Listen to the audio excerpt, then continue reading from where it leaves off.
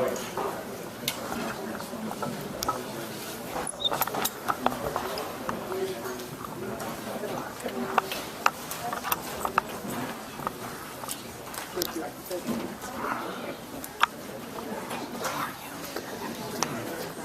afternoon. Thank you all for coming out.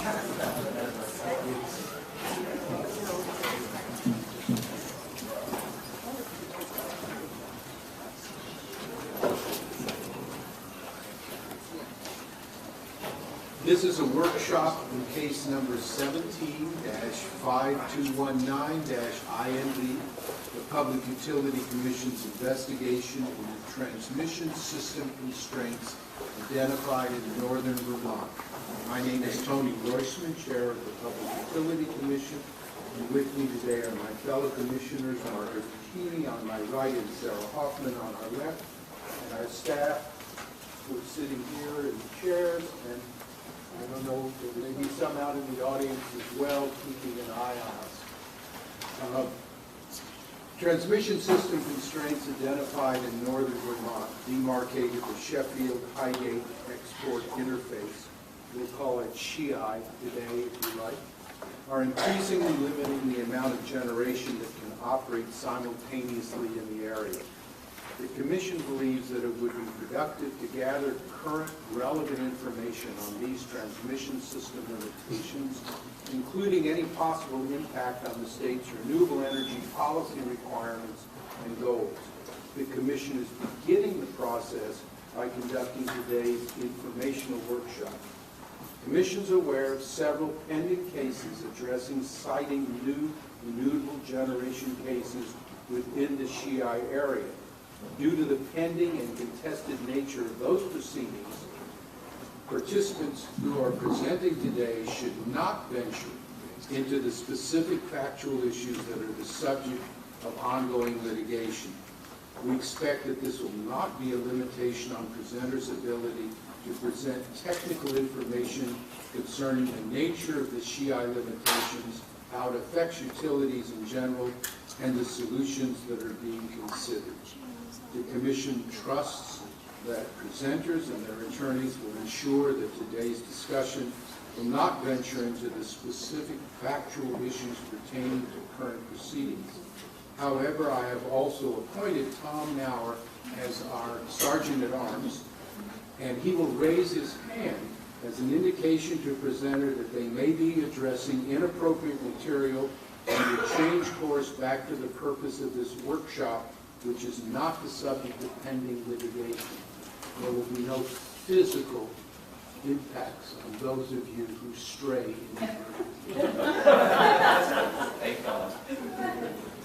We'd like to get notices of appearance, and I know there are a lot of you, and there is a sign-up sheet that's going around, but I think it would still be helpful if we could have every one of you just identify yourself and your organization, and we'll start on the first row of people.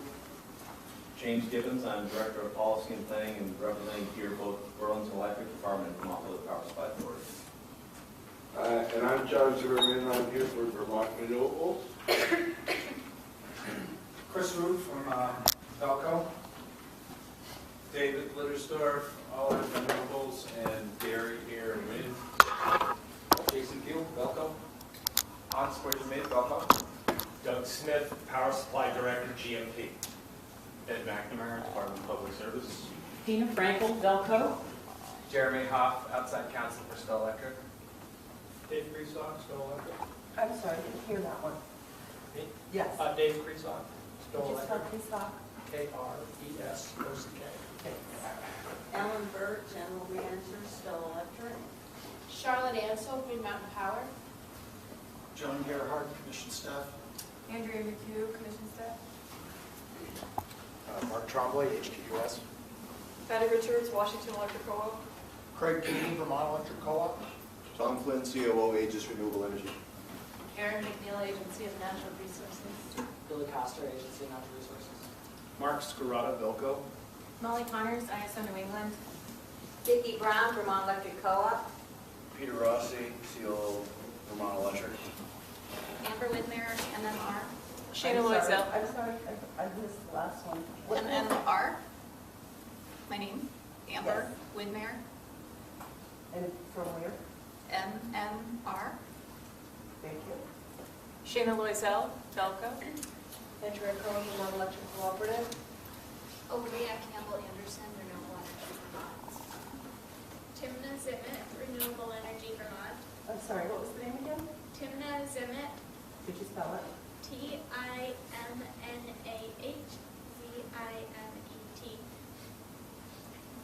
Sandra Levine, Conservation Law Foundation. Dan Potter, Public Service Department. David Westman, Efficiency Vermont. Steve Garwood, consultant to New Hampshire Transmission. Mike Delaney, Vermont Digger. Katie Pohl, Agency of Agriculture. Ann Margolis, Department of Public Service. Tom Wild, Burlington Electric. Melissa Bailey, Vermont Public Power Supply Authority. Mark Staskis, Bear, Ron Garland, Bear Renewables. Nick Chair, with Bear. Kamran Hassan, Green Mountain Power. Josh Castlegate, Green Mountain Power. Jeff Commons, Public Service Department. Jake Merritt, Commission Staff. Josh Leckie, Downs Rock Martin. Sash Lewis from Dunville Saunders. Manager Gillespie, Commission Staff. George Henwood, Commission. Dave Watts, Commission Staff. Tom Harrell, Commission. Ann Bishop, Commission Staff. Well, with this much talent, we should be able to solve this problem before the afternoon's over. Thank you all very much. The agenda includes and starts with a presentation from Belco, followed by remarks from GMP and VED, and participants are encouraged to ask questions during and following presentations. So whoever is presenting from Belco would like to, you want to speak from up there? Okay. Hopefully your mic is more alert than mine. Seems to be working quite well. I'd like to thank the Commission for the opportunity to talk a little bit about this issue and hopefully to educate the people in the room about the situation in northern Vermont. My name is Chris Root. I'm the Chief Operating Officer at Belco. I'm an engineer. I'll do my best not to do engineer speak, although this is a technical issue. But so if anybody has any questions as I go through that, please don't be afraid to raise your hand, get my attention. I'll be more than happy to clarify, ask questions, or any of those type of things. So why is this a topic? Why are we here today? Right? So northern Vermont, as many of you know, over the centuries that farming's been a big part of northern Vermont, the electric system there was originally designed to supply a number of dairy farms.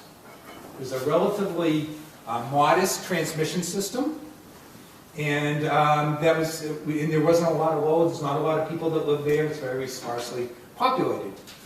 Ideal place to put all kinds of generation, possibly. And that's what we've seen in the last couple of years, is that the generation in this northern area has grown quite a bit.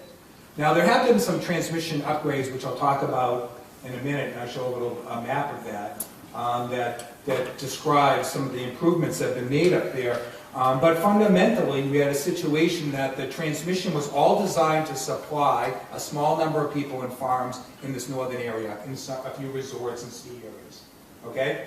Now, we start putting a lot of renewables in this particular area. Now, the renewable generation is greater than what the load is, so now we're exporting it out of that area. So engineers hate when things get used in a different way than they were designed, they all get nervous. So what happens here is we're using the system that's designed for one purpose, for a different purpose. We're supposed to be to import power into the area, now we're using it to export power. And that's created some limitations. So as part of the limitations, that's what we're going to talk about. And those limitations have consequences that impact people in generation. So this particular export limit came about in 2013, although it really has become a financial issue in the last year or so.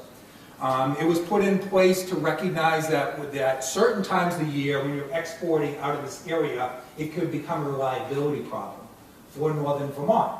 And ISO New England's task is to keep the lights on in northern Vermont, and they are going to make sure the lights stay on in northern Vermont. So when situations start occurring that could happen, that the lights go out in northern Vermont, they're gonna say time out, we're not gonna let that happen.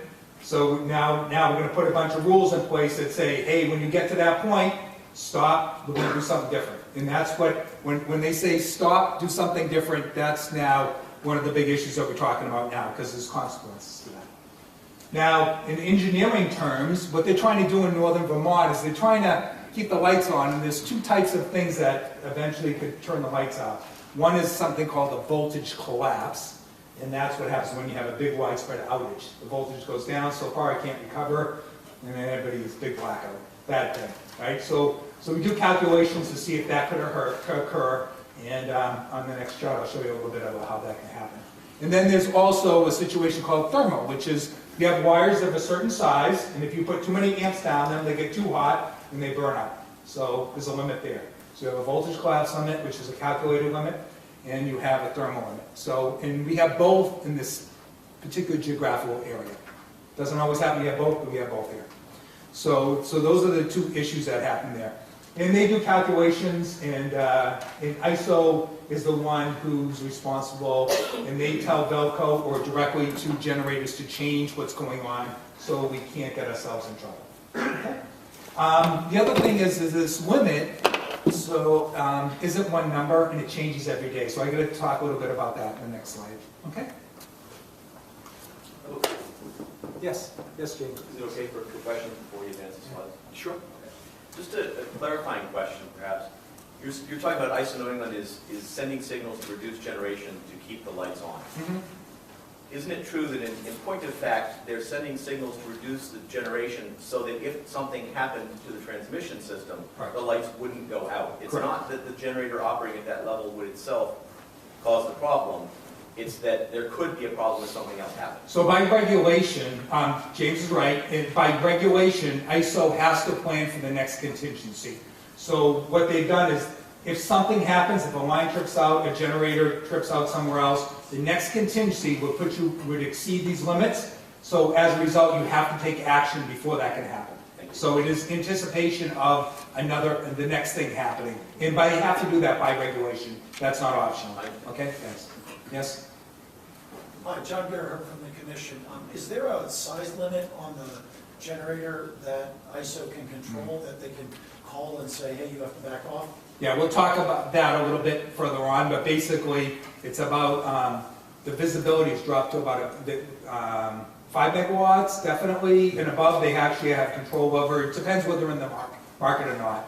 So yes, that plays into this quite a bit. So we'll try to address this, and I think Doug, will you address some of that issue on the market side about what gets controlled? Yeah, so the GMP people will do that. I'm trying to do it from a transmission grid point of view, but there's a whole market component to that. And I will be as well. Yeah, okay. So several other people will address that point. Now, the last point here is that, so ISO New England's kind of in this position that they say, okay, if something else happens, it's going to be a problem. Now we have to figure out how we don't export as much out of this area. So one of the things they implemented last year is this do not exceed regulations that basically says, okay, we're going to look at some criteria, which I'll go over later on, that says, hey, we're getting to that point, we're going to have to stop certain generations from generating from that area.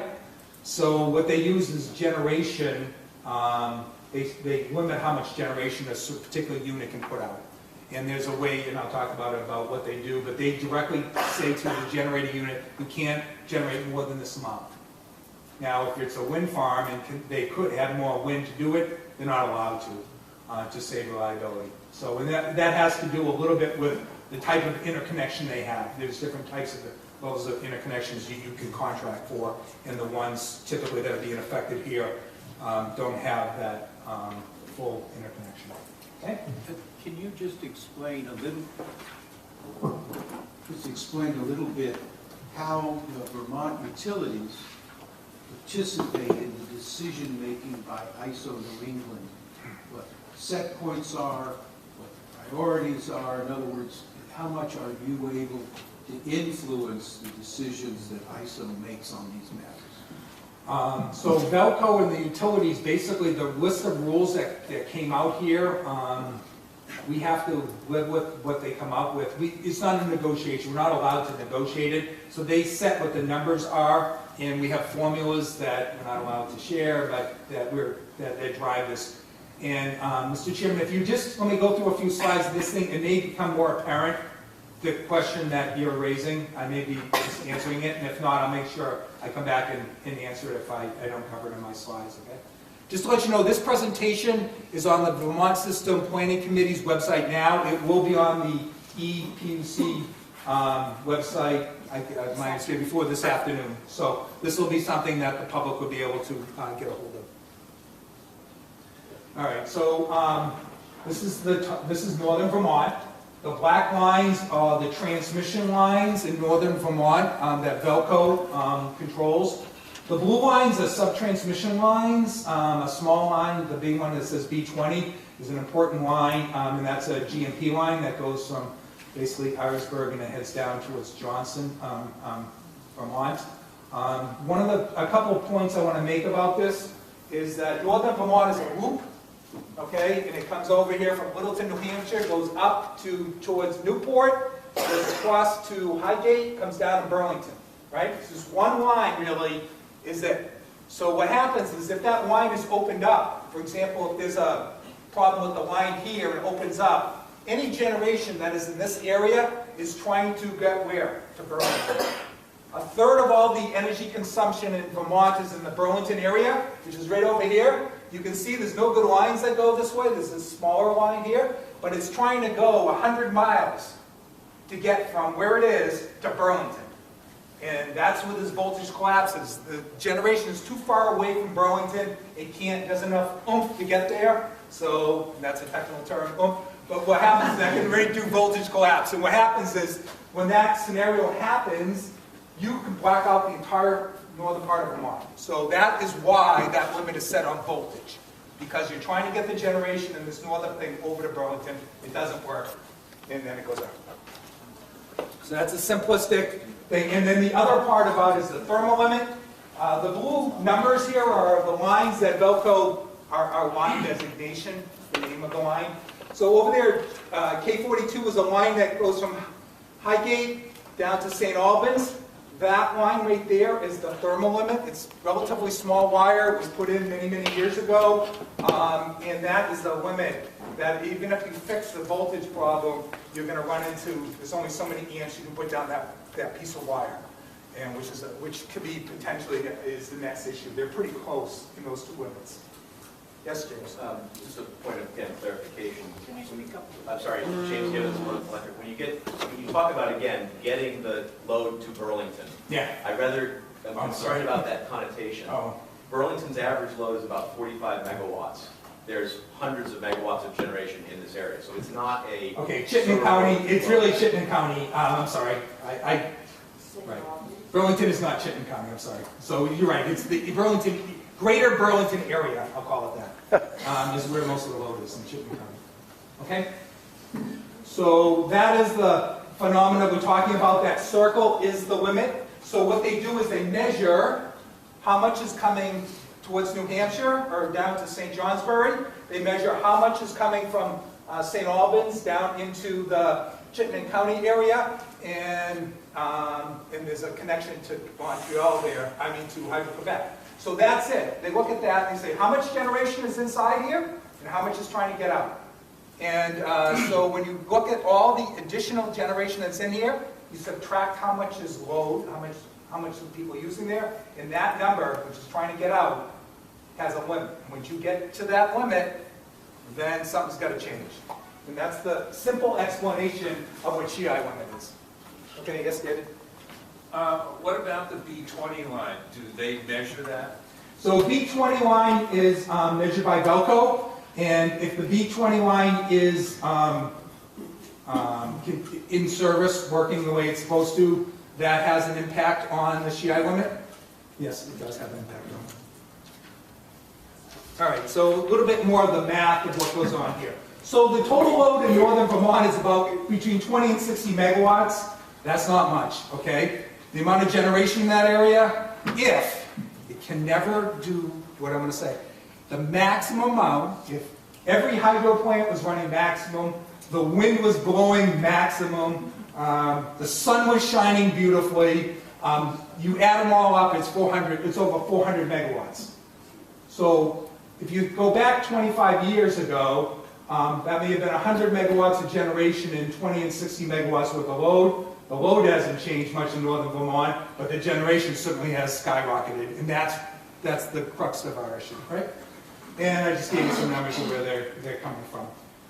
Our worst case scenario is typically in the winter time, so we do have hydro. In the springtime, it's really bad because the hydro is all running and you can't store the hydro water. It's going to run a river, it's not controllable. So that's very high, that goes up and down every single day depending on rain and snow melt and everything else.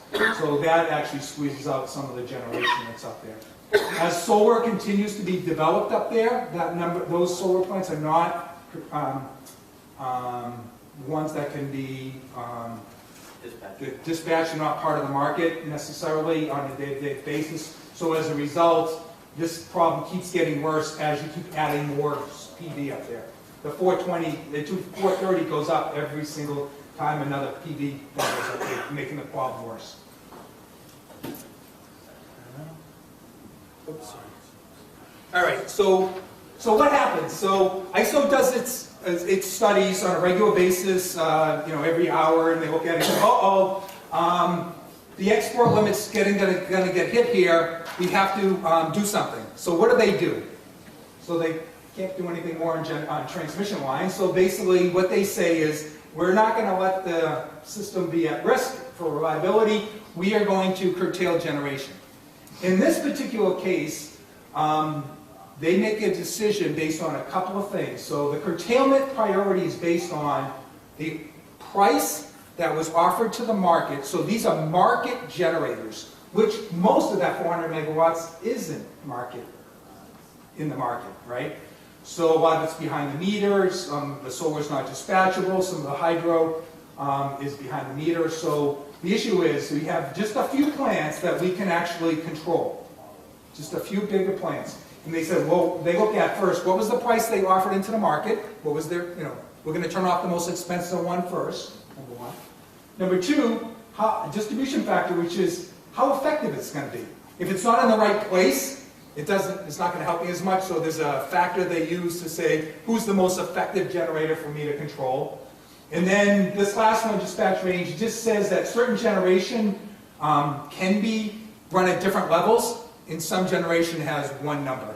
So for example, a nuclear plant only has one speed, full output. You can't reduce it. So certain generators tell ISO, we only have one speed, we only have one number, that's it. And other ones have ranges. So they're looking at, if there's a range, then we could curtail some of the people on the range. So they do this, they do it through their magic on this, and then they decide who's going to get limited. And they send a signal directly to that generating unit and say, do not exceed this megawatt number. Now, this curtailment priority system came into place a little over a year ago, I would say, maybe almost 2 years ago. So this may exacerbated some things that were going on before. So in many cases, multiple generators were curtailed, and now it typically ends up being just one generator gets curtailed. So I'm setting up Doug to talk and James about some of the impacts there. I think I already talked about most of this stuff, right? It's a calculation computer. The computer sends the signal to the generators directly. So I guess you can't, none of the behind the meters stuff counts. So I think this slide pretty much, I've already mentioned everything. All right. Chris, So, if you could go back one, though, I did have one question, which is the third bullet, the wind and hydro consent LMP following institution of a do not exceed. How does that work? If you guys want to, so we're getting into market stuff. So I know, Doug, will you talk about this in your presentation, or do you want to just answer it? Maybe. My sense is it would be best. I do plan to hit that. Okay. My guess is if I tee it up, you'll either be satisfied or in a good position to follow up. That'd be my suggestion. Okay. But I do plan to speak about that change in the market structure. Yeah, I knew that was coming, so. All right, so I'm ISO New England, and ISO New England has paid for $1 billion worth of upgrades into Vermont. Okay, we did a lot of transmission upgrades over the last 10 to 12 years. It's a, it's a regional system and all that. So they're saying that, and they will pay for certain things. There's certain criteria that they pay for, that Vermont ends up paying 4% of the project, and we get return on all that.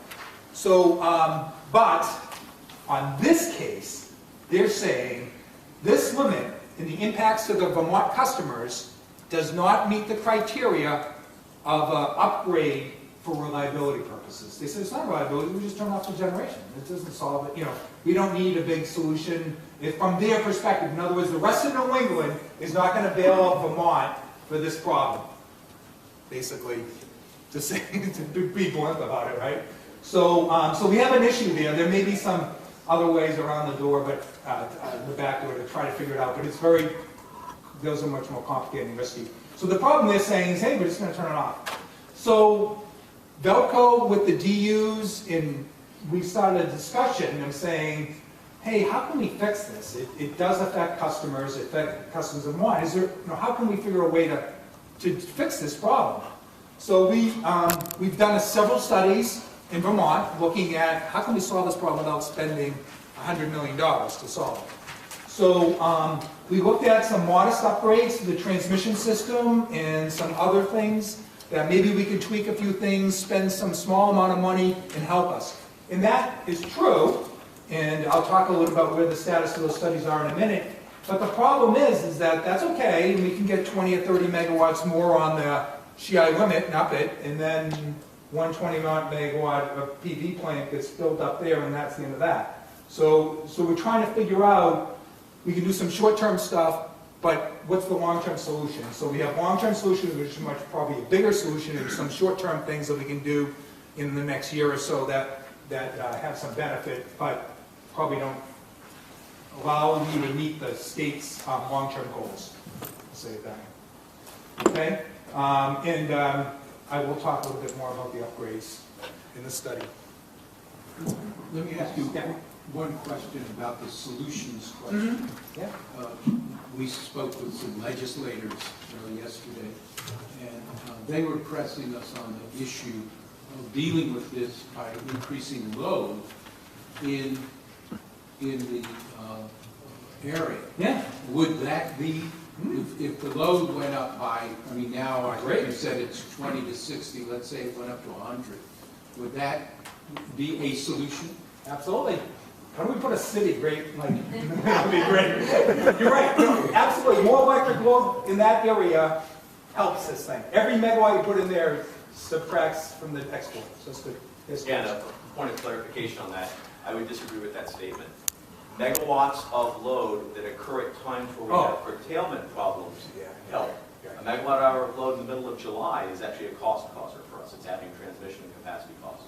So to simply say, add load, fix, that is, unless you have a load that looks like the curtailments, that's not as simple as that. So and I'm going to speak to that too, but I just want to be very clear on that point, I think. Thank you, James. So it does help on the curtailment issue during that curtailment time, but there's other costs that it triggers, which James is saying, the rest of the year, Vermont pays into the regional thing based on how much our load is every month. So the rest of the time, you may be paying more, even though you can solve this problem. So it is a complicated thing. Thank you, James, for that clarification.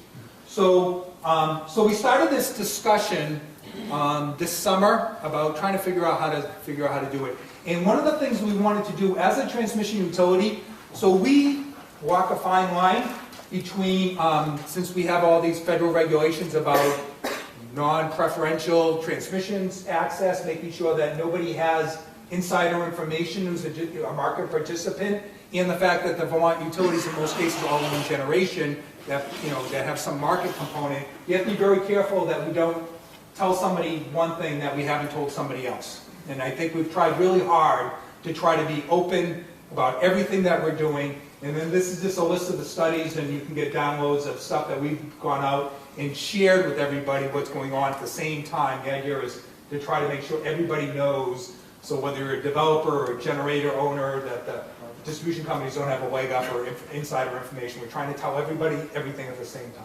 and trying to do that open. We've used the Vermont System Planning Committee in many ways as the ARC avenue to speak to everybody, all the stakeholders. So we did a study. We hired a company called EIG to do a study that looked at options. What can we do to help fix this problem in terms of the curtailment problem?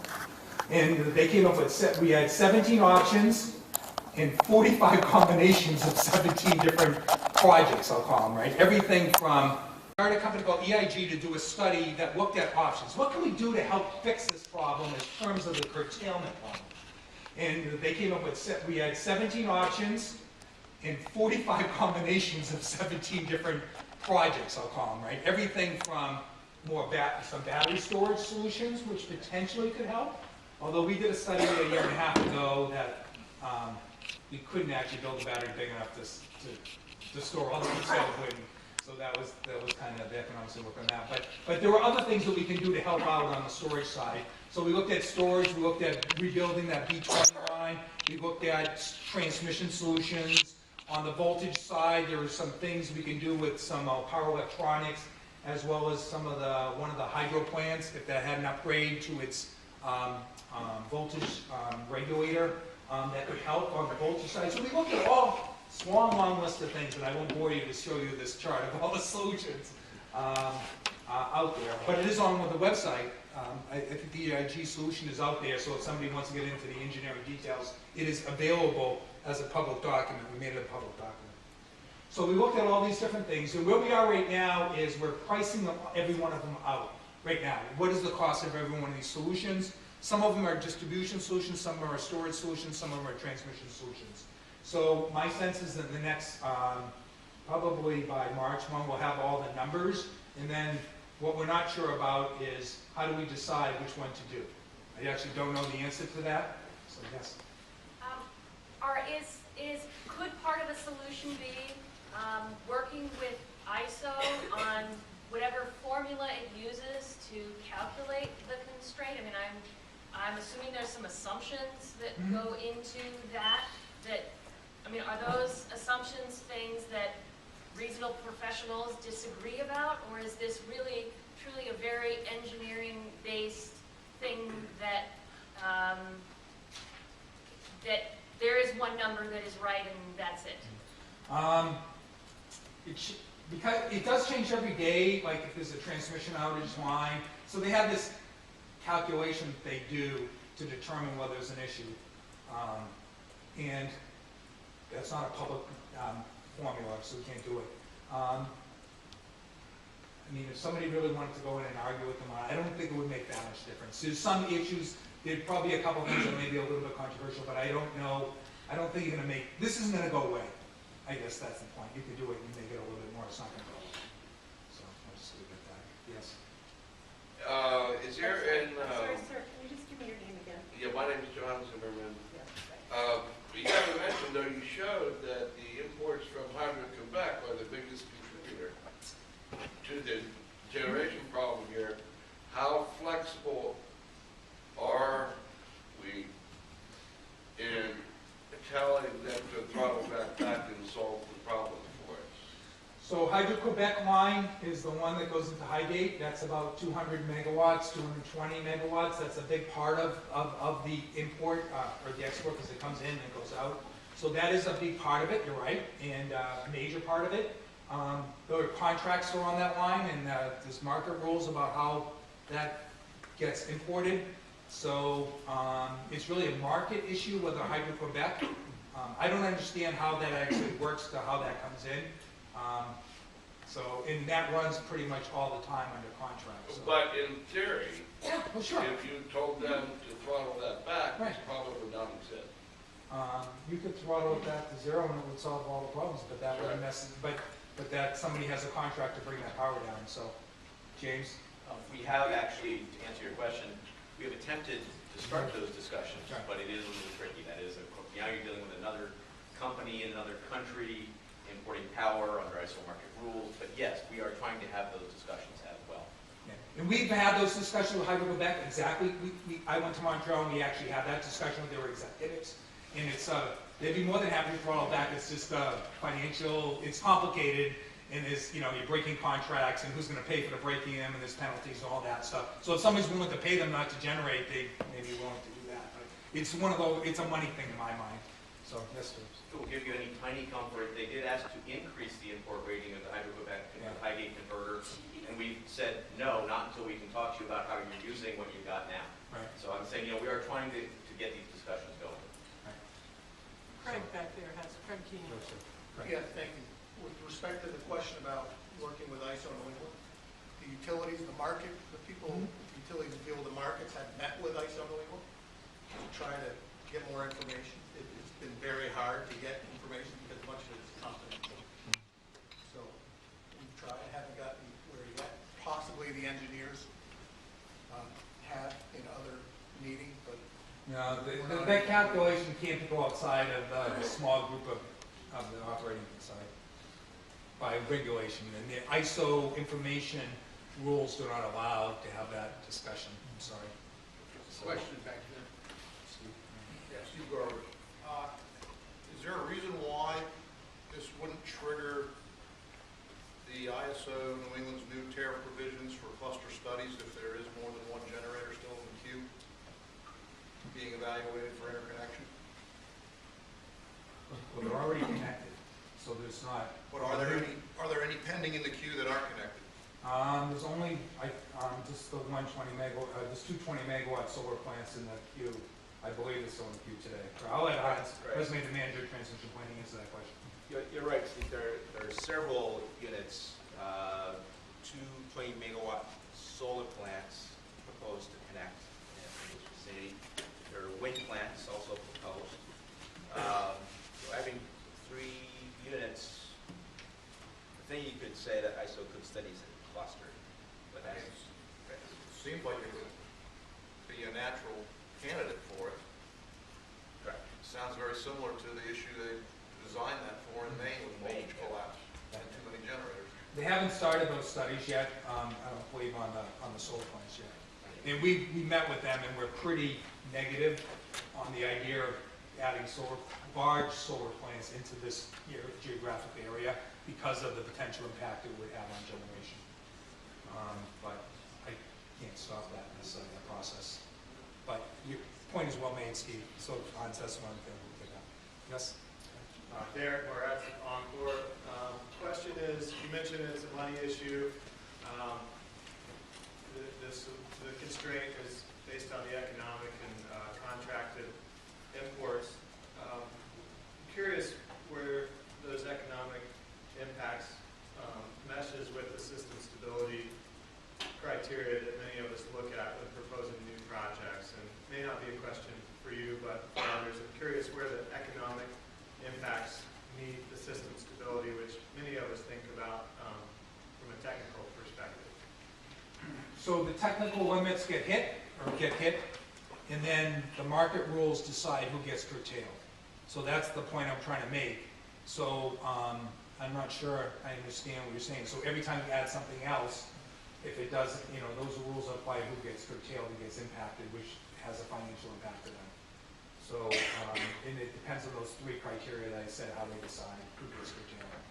If they're in the market and they're dispatchable. So, James, is that okay?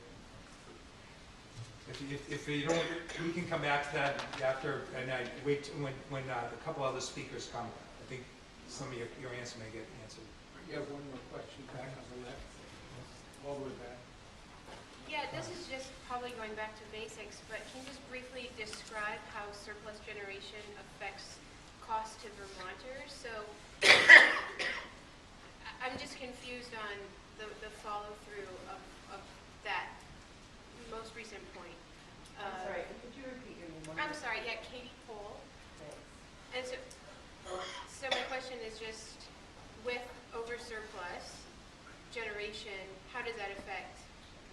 So, Katie, so there's a macro surplus that's required to operate the system. So, for example, typically the largest contingency is it's not the line that goes through Vermont, but doesn't stay, is the Phase 2 Hydro-Quebec line, which may be 1,500 megawatts carried every single day. If that line were to be lost, it would trip off. You have to have enough generation within New England to be able to compensate for that, so there isn't a blackout. There's a whole list of rules that do that. So that typically, and I'll just pick a number, maybe about 20% roughly of certain. And when I say it's surplus, it's available generation to instantaneously pick up the loss of a generator. If Seabrook were to trip off, that'd be 1,100 megawatts. Do you have enough available generation from the rest of the generators in New England to pick up that loss in a very fast manner? So that is almost an independent question from what we have here, because this is one isolated pocket that happens here, but you can't get the power out of it. So that's the issue. So I think they're two different questions. I don't know, Doug? Yeah, I was just going to volunteer, Doug Smith, GMP, that I'll talk a little bit from a dollar perspective of if there's an interface and it gets constrained, how does that affect Green Mountain Power and our customers in terms of like quantities of energy and dollars? So I'll shed some light and we could come back to it. As will I. And I want to make an interesting point here, I think, which is that this is complicated. It crosses transmission, it crosses market boundaries, it crosses tariff boundaries. So you're seeing a transmission person right now talking, but he's getting asked market questions. Right. If I'm up there and you ask me, what is an AVR, I'm going to gape a little bit and not be able to answer it. You know, he'll be reaching his hand up in the audience, probably helping me out. So I'm just saying that I think you're seeing here that this is a transmission, markets, tariff, everything issue. And that's why it's not a simple formula way to solve the problem, right? If it was just pure reliability, we have mechanisms and go to ISO or try to figure out, come back to the commission with a proposed project. This one doesn't fit the normal process, so we're all struggling with who takes the lead, who pays, and we don't know yet. So we're all trying to figure it all out right now, and our plan is hopefully we'll come up with some kind of ultimately a solution. And my next slide talks about that we can hopefully bring to you eventually some kind of solution to the problem, not just dump a problem on your laps. That isn't the plan right now. Patty, did you have a question? So Patty? Getting to the question in terms of what is the impact to Vermonters at the end of the day, Doug is going to present something relative to GMP, but I want to point out every utility is going to have a different impact. Good point. So he'll present a GMP impact. So there's some reduction of cost to load due to suppressed what's called locational marginal prices, but that depends if you have load in that service territory. So Washington Electric Co-op is being impacted. We don't necessarily have direct load in that area, but we have generation. So literally every utility is going to have a different answer to that question. But in short, for WEC, we are seeing increased cost that's associated with this. And if you're a municipal in the southern part of the state, you're saying, why do I care about this? Why do my customers care about this problem? It's not my problem. So it's tough because there's a geographic component that's what this is. Again, I got to disagree with that, and that's part of my discretion on that. I mean, if you're Jacksonville, to use an example, but you have Hydro-Quebec power, I'm saying, it's not that simple to look and say, Bob's not there, so he doesn't care. If he has power being delivered there, even if he's located a long way away, he does care. And you may have utilities that are in that area who don't have ISO market power being delivered in the area, they may not care. It's not intuitive. Right. So the point is, not every single customer in Vermont is affected by this, although a large majority. Correct. All right, so my last slide. Chris, there's one way in the back. Oh, I'm sorry. Yeah, can I go back to sort of Steve, Marty Stas, Martha Stas. What was the last name? Stastis? Stasker, thank you. Thank you. Can I go back to Steve Garland's question about the timing? So you know about these two 20-megawatt solar projects. They're not. Are they in the queue? If they're not, are they being? If they're in the queue, aren't they being studied? If they're in the queue and being studied, then would they be in this eligible for this cluster? Which I didn't really understand, but the cluster item. And then taking all of that, going back to, you have 17 options that you've looked at. Is that one of them? And to make my question worse for you, what is the timing of all of this dynamic work that's going on? So I will talk about timing on the next slide on the studies. Those two studies, are being done by ISO New England as an interconnection study. Those plants were in the queue and then they withdrew and then they put it back in, so we'll kind of reset things. And as far as I know, they haven't actually started the studies for this yet. It's going to be soon, but they haven't started it yet. They have not applied, as far as I know, to the Public Utility Commission to Highgate to cite their plants. We're trying to discourage them to go down this road because we think it's going to be an issue.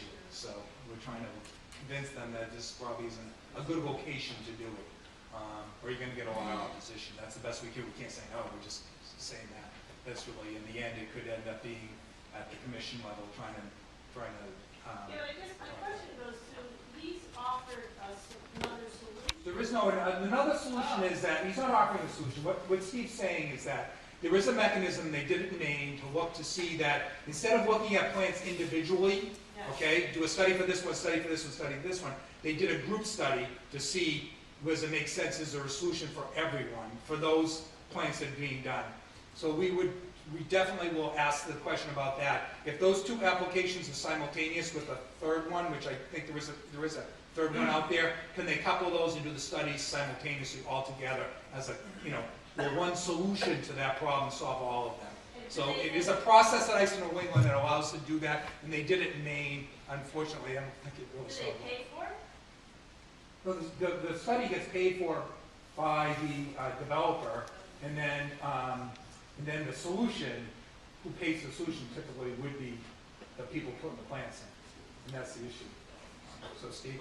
Yeah, I was just going to add that the way they've written the tariff, it's not discretionary. If the conditions are satisfied, which are, in essence, if there is 2 or more generators in the queue in the same vicinity electrically, and the ISO can identify a common large transmission project that would accommodate their interconnection, then they have to go through that process and study them that way. We'll make sure that that's happening. Just a clarifying question, I'm not sure who to direct it to, about that cluster study approach. Would that still be under the minimum interconnection standards, so that the question wouldn't be, can all these generators run at once? It would still be, can you technically run these generators if you have the ability to shut something else off? Yes? It would still be now we're getting into some of the details of interconnection studies. But if you ask ISO to do a minimum interconnection standard, which some of the generators have, and I'm sure these new ones would ask for, that allows you to run for 1 hour a year. Okay? So they said, well, yeah, you can, or this is the issues with it. And if you agree to that, okay, don't complain when you're not running. Now, the issue here is we have regulated generation that is being impacted by people coming on. And then the market rules have changed since originally a lot of this stuff was cited. So there's some things that changed. It gets very complicated very quickly. And in Vermont, it's actually worse because we have regulated generation, where in the other states in New England, there's just a few plants that are still regulated by the distribution companies or only by them. Yes, Ed? The only other point, too, is that Chris talked about do not exceed dispatch. That at the moment does not apply to solar facilities. Correct. So these clusters, you have the additional obligation for that. So yeah, so solar is not dispatchable. It doesn't count towards this. All right, so let me just talk about where we are. So we're 3/4 of the way through a thing. The engineers have done the studies, and they have all these solutions and which one works. And they go from small price ones to big ones, but they all have varying degree of benefits. So now we're pricing them all out. So that's going to happen over the next 6 weeks. So we're getting all the pricing together. We have a meeting coming up in this couple weeks to make sure everyone's estimating it on the same basis. And then the idea is that we're going to put together some type of working group to try to figure out what would be the best maybe short-term solution and long-term solution. Then after that, the big question is who pays for it, because it's not intuitively obvious who is the person who pays for it, right? Does it go to transmission rates, and is it just Vermont? Is it all the utilities of Vermont that pays for it? Is it the generators that pay? I don't know the answer to that question. And regulation isn't really super clear on some of this, from my perspective. So my sense is that we will have some more public discussion about this topic in the next couple of months when we have all the pricing done, and and start getting groups of people together, try to figure out what, which is the best, say, bang for your buck type thing, pricing, and then we'll have to have those other discussions. Anything else? So I hope I didn't take too long. I got to it all. Thank you very much, Doug.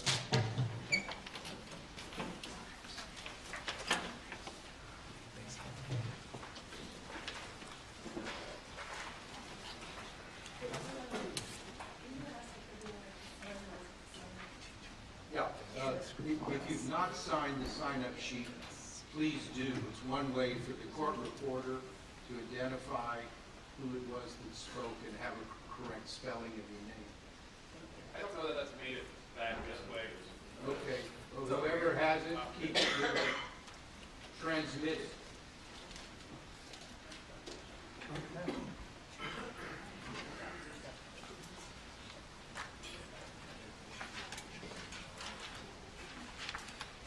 Good afternoon, folks. I'm sorry. I'm Doug Smith, Green Mountain Power. Power supply director means that the market implications and the implications of a transmission constraint, meaningful in any way, on our customers would be an area that I and my colleagues would watch and try to understand.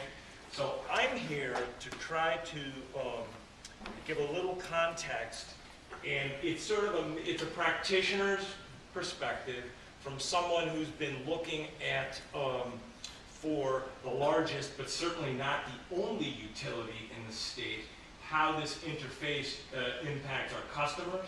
I have no material differences or concerns with what Chris laid out. That was a really helpful framework. But I'll try to give a few just practical illustrations or magnitudes of numbers to try to help folks from different backgrounds maybe come to a common understanding. And then I'll talk a little bit initial observations about solutions too. We're at, but I'll get to that, but we're at a stage where the collective we are learning, and I hope to convey a little bit to the audience and the commission about where we are and what might come next.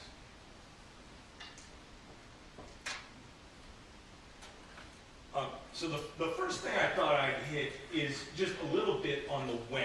Chris gave the main drivers. This is somewhat overlapping, but I just wanted to emphasize that it's a combination, oftentimes, of big wind output, big hydro, and full deliveries over the Highgate converter.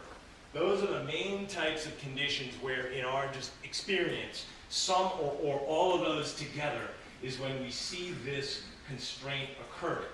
As I note down maybe 2/3, 3/4 of the way down, I don't have the numbers right with me, but think like 20% of the time.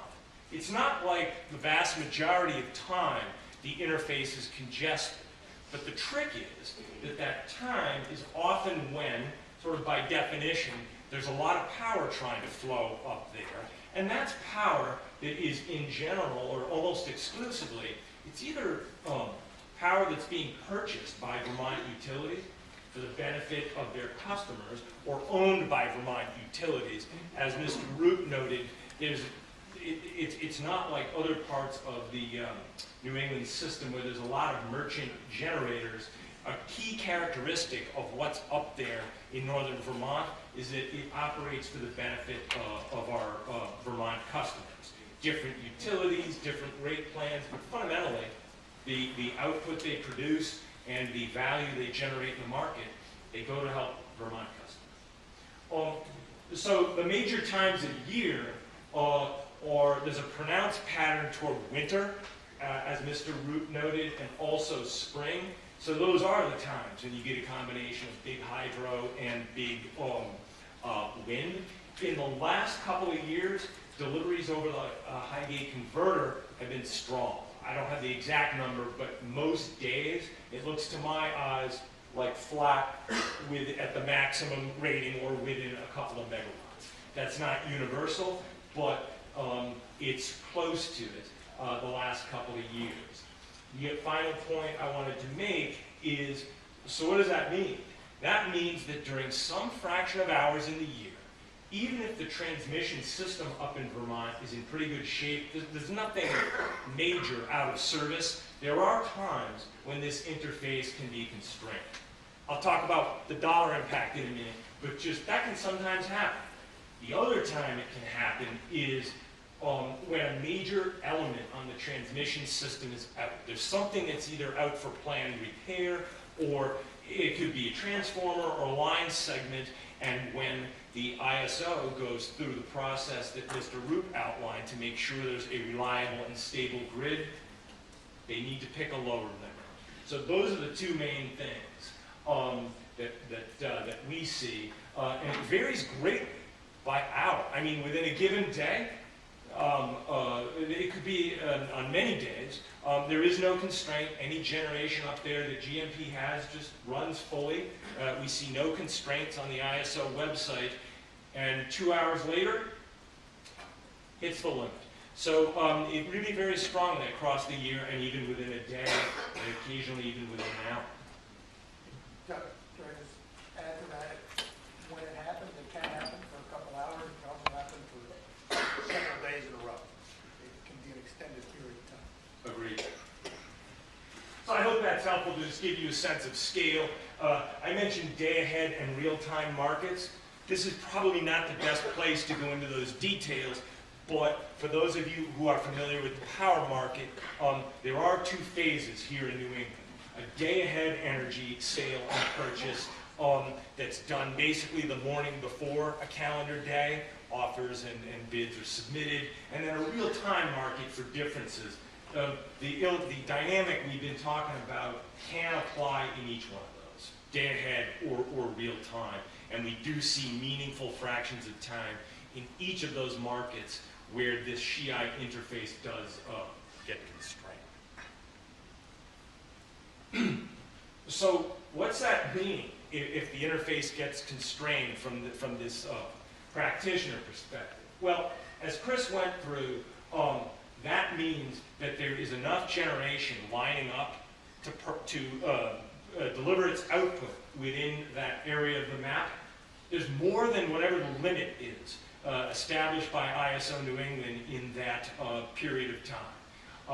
Generally, the day-ahead market measures this hourly or even in 5-minute intervals in real time, but that's what's happening. There's more generation lining up than the limit in a given period of time. And I put my hands pretty close together there, I'll come back to this later, but to give people a sense that sometimes that gap, when there's big generation, load is light, or a transmission outage, is meaningful by Vermont scale, tens of megawatts.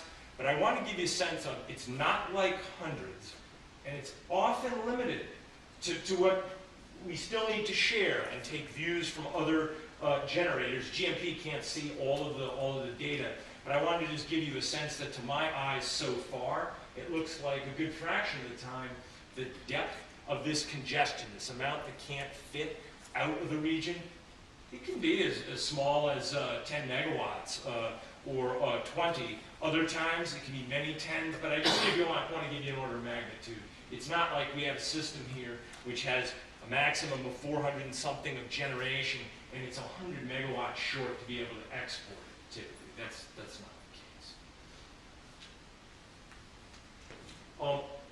The other thing I wanted to mention here is the play off of something that the questioners went over. Transmission congestion today in New England, the implications of that are much bigger to market participants like us and the other Vermont utilities than they were a couple of years ago. Chris is right. I think of it as the beginning of June. It was really late May, as he said, that this do not exceed dispatch regime came into play.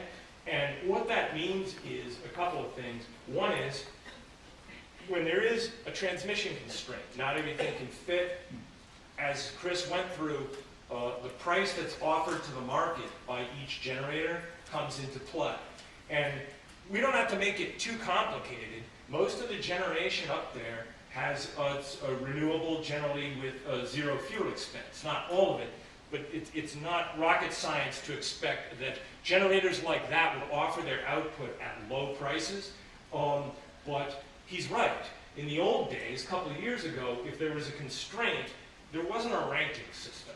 At least one that was formal and structured to choose who gets limited. So now price comes more directly into play along with those locational factors that Chris mentioned.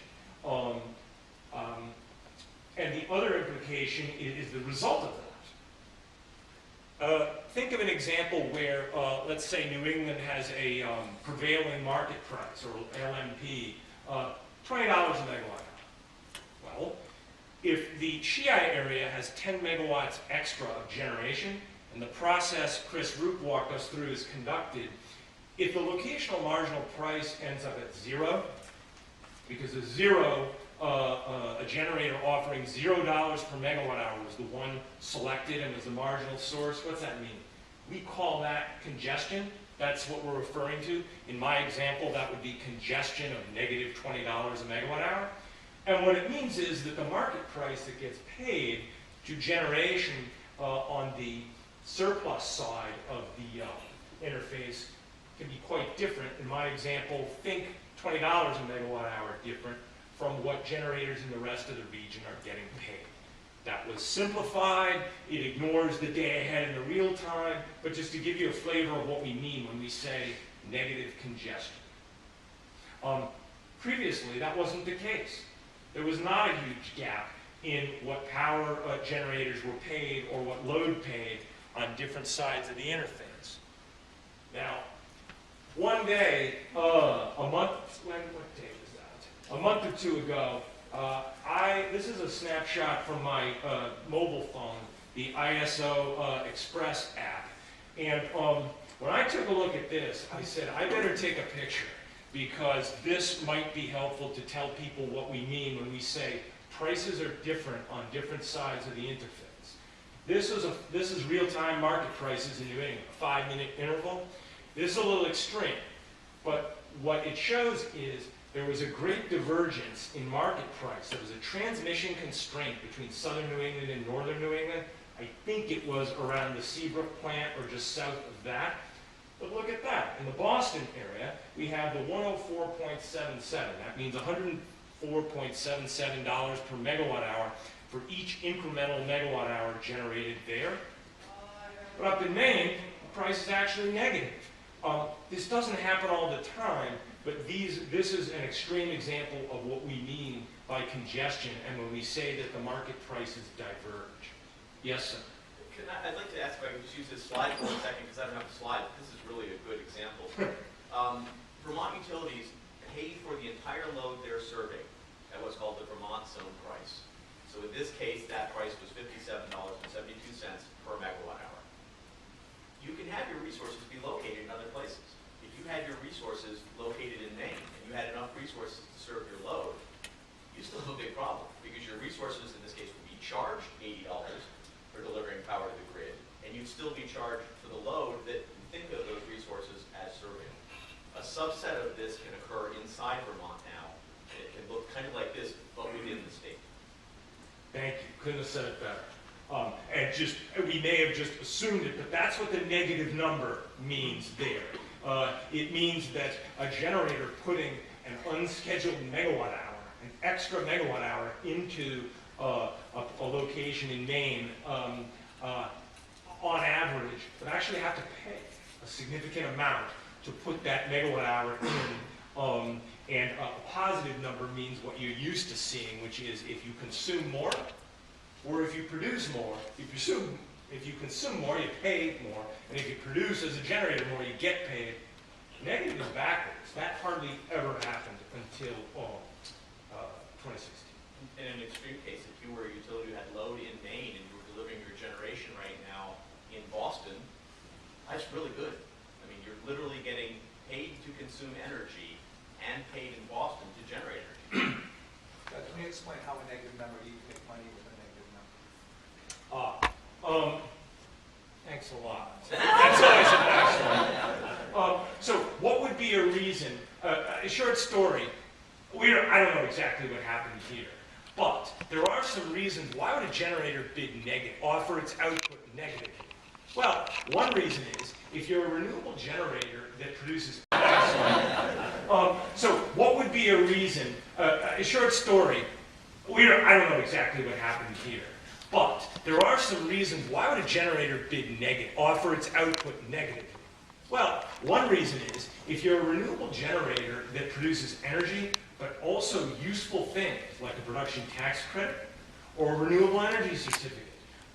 If you're offered the choice, you're a wind plant or one that produces those types of benefits other than just the energy, you might be willing in an hour to accept zero price or a negative price for the energy itself because you're generating other valuable things. In my little example, you might be willing to accept the price of -10, -20, even -$50 a megawatt hour if you're a wind generator for energy because you're generating other things. I don't know the details of this case, if there are other dynamics going on that would produce a -82, but it's not a crazy thing that a generator would offer that way.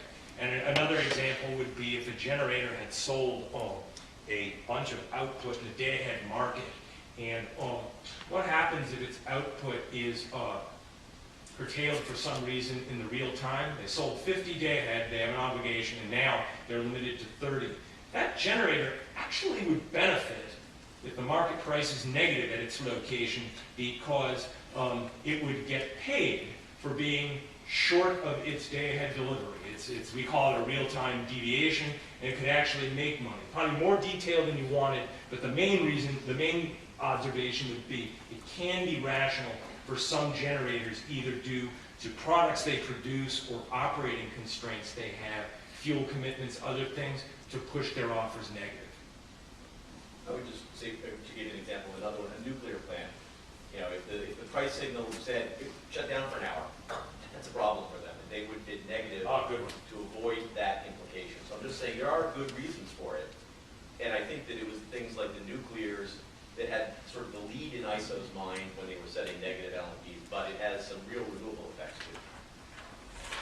Hey, Doug, before you go on, could I just, maybe I'm stating the obvious, but the negative number with respect to the SHII, that's what's happening in some hours throughout the year inside the SHII, which is why we're here. Not always. Another example of negative congestion would be, imagine the whole region is at $40 a megawatt hour.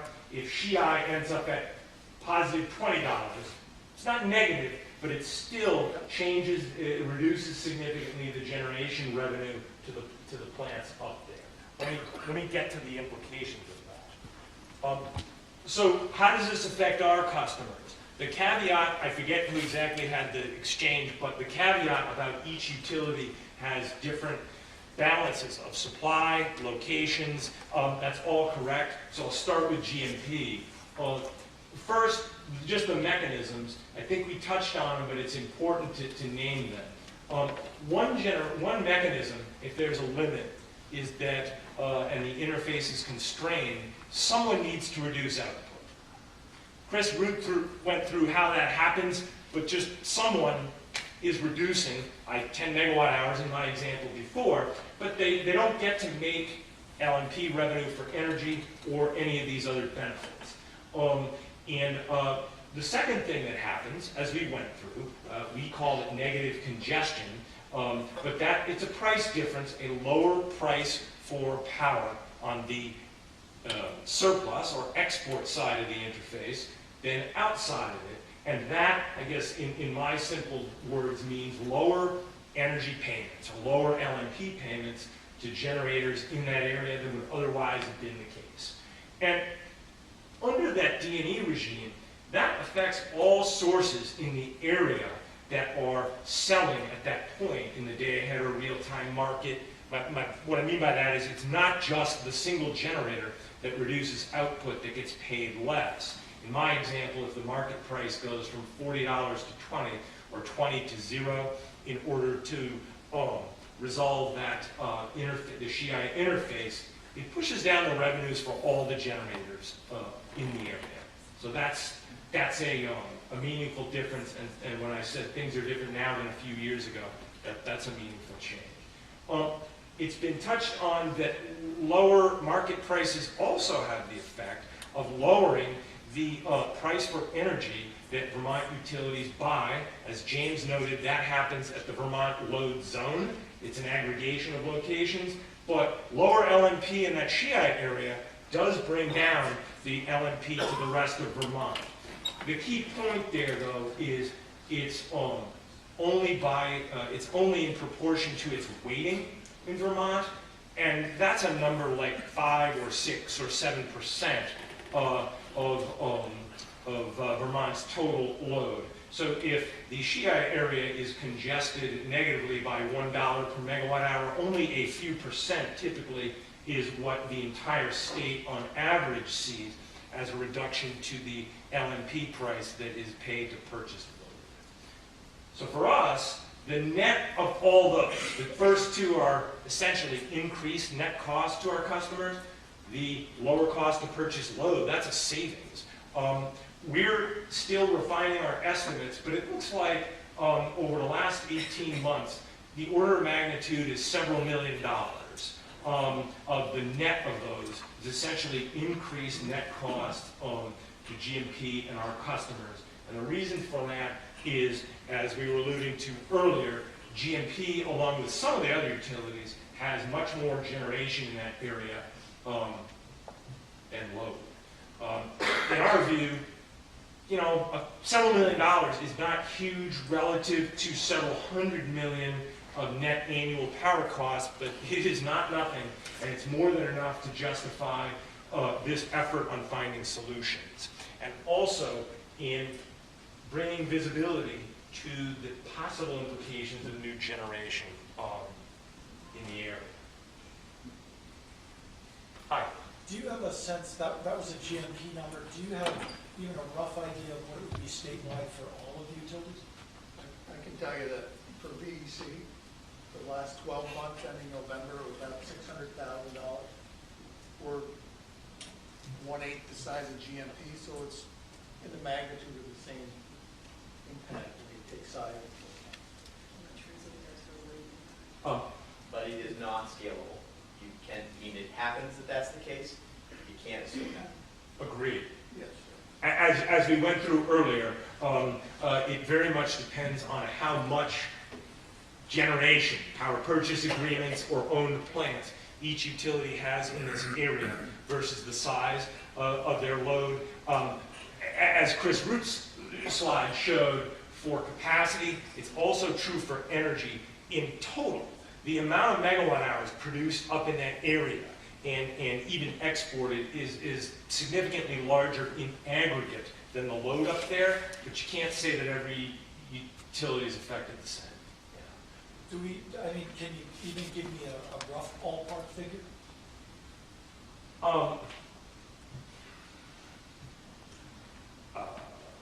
I think at this point, I would feel a little uncomfortable going that far, but if Green Mountain Power is several $1 million, I think that we would find that on a statewide basis, it's probably, it's less than $10 million, but more than just a few. I don't know whether it's 5 million or 8 or something like that, but more than a few, but not 10. Okay, thanks. And by that I'm referring to a period of about 18 months since the beginning of the so-called D&E regime. That's when my estimates went from. Okay, thanks. And to answer your question, we're Stowe Electric. We're one of the municipals. We're not affected at all because we're not any part of any of the generation projects up there. Hey, Doug, could you translate for GMP your maybe 1 year's cost impact into a rate impact? I didn't, but as an order of magnitude, GMP's annual, the amount of money that our retail rates collect is around $600 million in a year. So that means for us, in round numbers, if you had a $6 million impact, that's around a 1%. And if that perpetuated in the future, that would be around, as a sense of magnitude, a 1% rate impact. Now, my period was longer than a year. And so to answer your question, no, I haven't done it. But think tenths of percent for GMP's rates, but probably not 1%. So for Washington Electric Co-op, we have quantified that, and it's over a 1% rate impact. So we have a very large proportion of generation in the Shiai area that we're getting a significant impact. So all utilities are different, but we have quantified that to put it in perspective as about a 1% rate impact. Okay, so I think it'd be helpful to close by turning towards solutions here. As the other folks have said, it is a complex evaluation. This is one of the more interesting and multifaceted ones in my career.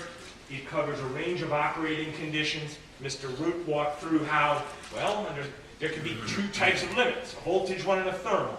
We talked about how they differ greatly by season, so there's a number of moving parts. It's not as simple as stacking up solutions, if you will, and saying, oh, we need 30 megawatts of solutions, let's find ones that add up to 30. Big step, and a thank you to our Belco colleagues who conducted the study that Chris described with EIG. That's key. Because without that, it would be very difficult to understand how different solutions affect the interface. And it really matters, as the study work showed, what the system conditions are. Just to give you a flavor, some solutions could have a really nice impact on that interface limit and raise it by, let's say, 20 megawatts when all lines are in service. There's no real outages. In some outage conditions, that same solution might provide that same 20 benefit, but in other cases, it could be nothing. So it really is important to understand those differences, and I appreciate the way they listened to our peppering sometimes of questions as to which studies and combinations to screen. That's huge, but there are a couple of other important things that have to happen now, and that's I personally will be heavily involved in that along with others. One is comparing those benefits to the depth and breadth of generation that is lost in the area. Do we think that we have a certain number of hours where it's an average of 10 megawatts or 30 or what? How many hours and how deep? That mapping and under what conditions on the transmission system, that's going to be critical to see which solutions are the most cost effective. I mentioned how representative was the recent history. As you can tell from this, fluctuations in generation and market prices all the time, every day and hour, have a changing landscape. What I'm particularly interested in, or I want to make sure we see what we can characterize, is the history with respect to transmission outages. I think today is a little too deep to show you a monthly or a more granular breakdown, but a significant chunk of the congestion in this last year and a half has been when a transmission element, for one reason or another, is out for maintenance or replacement. And it's hard to tell. I admit that for me right now, it's hard to tell what's a representative pattern of that we need to plan for. You got to maintain the transmission system, so all lines in is not possible all the time, but what's the right allowance? I think we need to work on that. And Chris Root earlier, as well as some of the questions and answers, alluded to some other potential solutions that aren't exactly addressed in the Velco EIG study. Rating lines differently. That's a creative solution that might help raise the limit in some months. There's a bit of a discussion with Hydro-Quebec, and that is a possibility. It's the largest source up there. In theory, as we discussed, reduced generation or deliveries up there at certain times could make a big difference. Tough yet to see how that happens. My conclusion right now is we should explore that, but don't wait. Don't wait to explore the other possible solutions.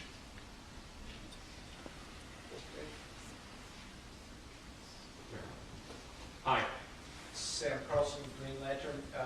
Just wanted to pick up on that representative history take your point that transmission maintenance has to happen all the time, but it would seem to me that Velco would be able to make some estimate of were these past 18 months unusually busy in terms of transmission outages because of maintenance, and that this congestion problem was not perhaps so much due to generation, but because this maintenance was going on. So that's point one. Going back to your initial point of when this congestion happens, winter and spring mostly, I just make the point that that's an interesting sort of juxtaposition against when solar is most productive, which is in the summertime. So that in the wintertime, the solar really is no threat to the congestion. And in the spring, maybe. I'm not sure. I'm trying to interpret when you say there is congestion versus when solar is putting the most generation into the grid, and perhaps it isn't as big a problem. I feel like we're getting dangerously close to issues that are being litigated right now. I'm just...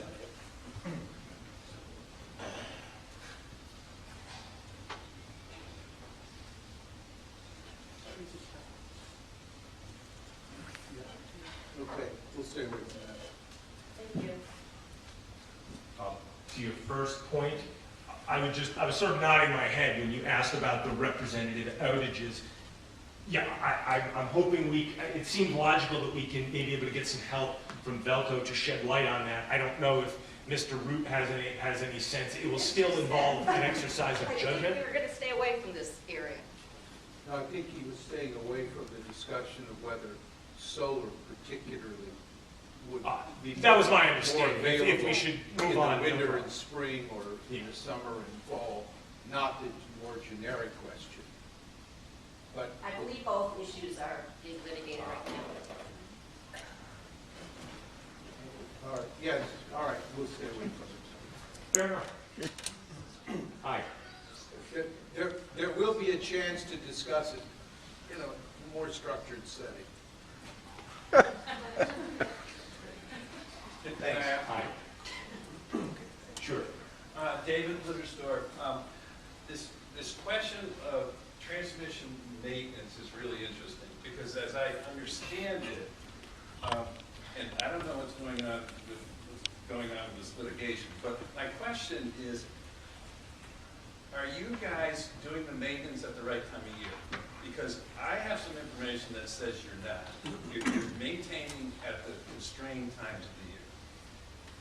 Why not move the maintenance to late summer, early fall, when your wind's not blowing and your hydro's not going? A couple things. I'd like to raise the hand and ask the commission whether this question overlaps too much into the topic that we decided to stay away from, or is it okay to take a swing?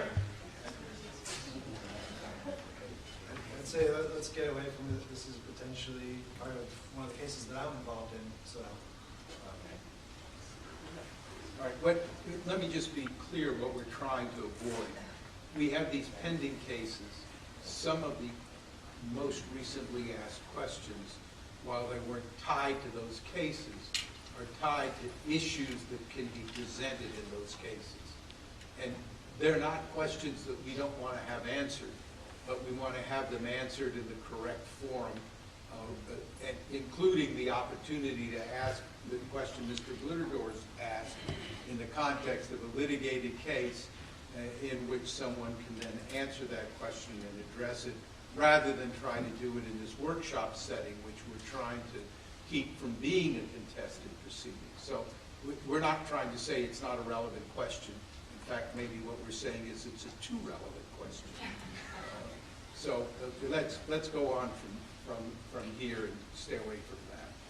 Go ahead, Doug. Okay, so a few summary thoughts here.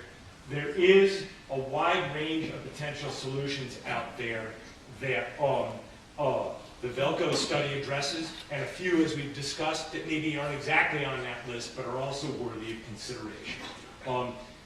The estimation of capital cost, I think Chris largely covered that. That's one of the key next steps. If you take a look at the Velco EIG study, it does a really interesting job of painting the picture of effectiveness. How many megawatts of relief could you get under different conditions for a solution? But it doesn't yet get into the capital costs. It's logical for them to do that first.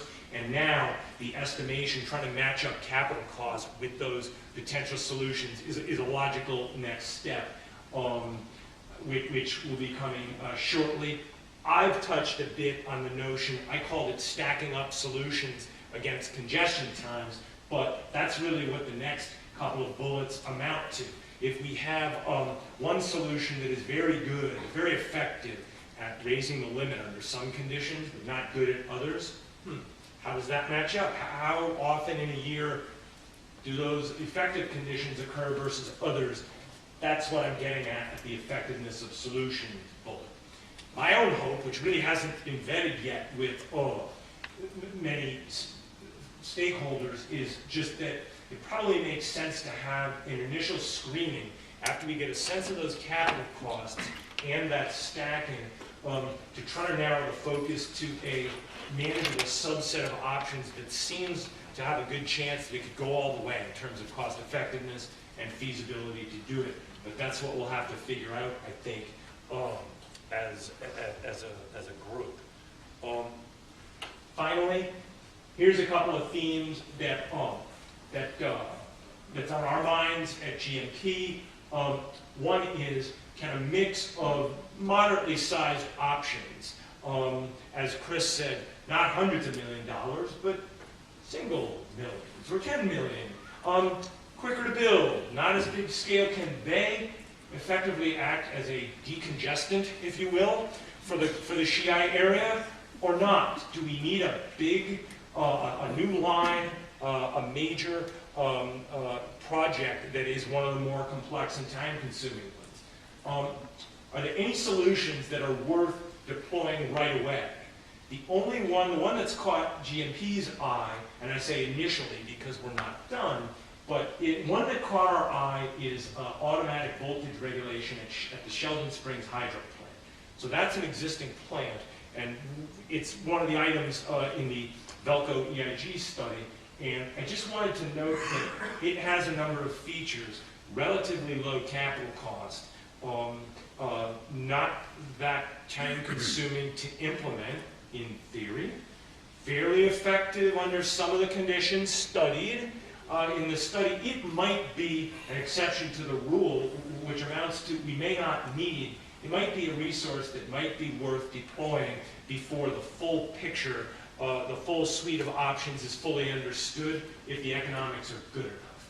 We don't know that for a fact right now, but I just didn't want to surprise people that that's one item that to us looks different from the rest and warrants some accelerated look right now, and we're doing it.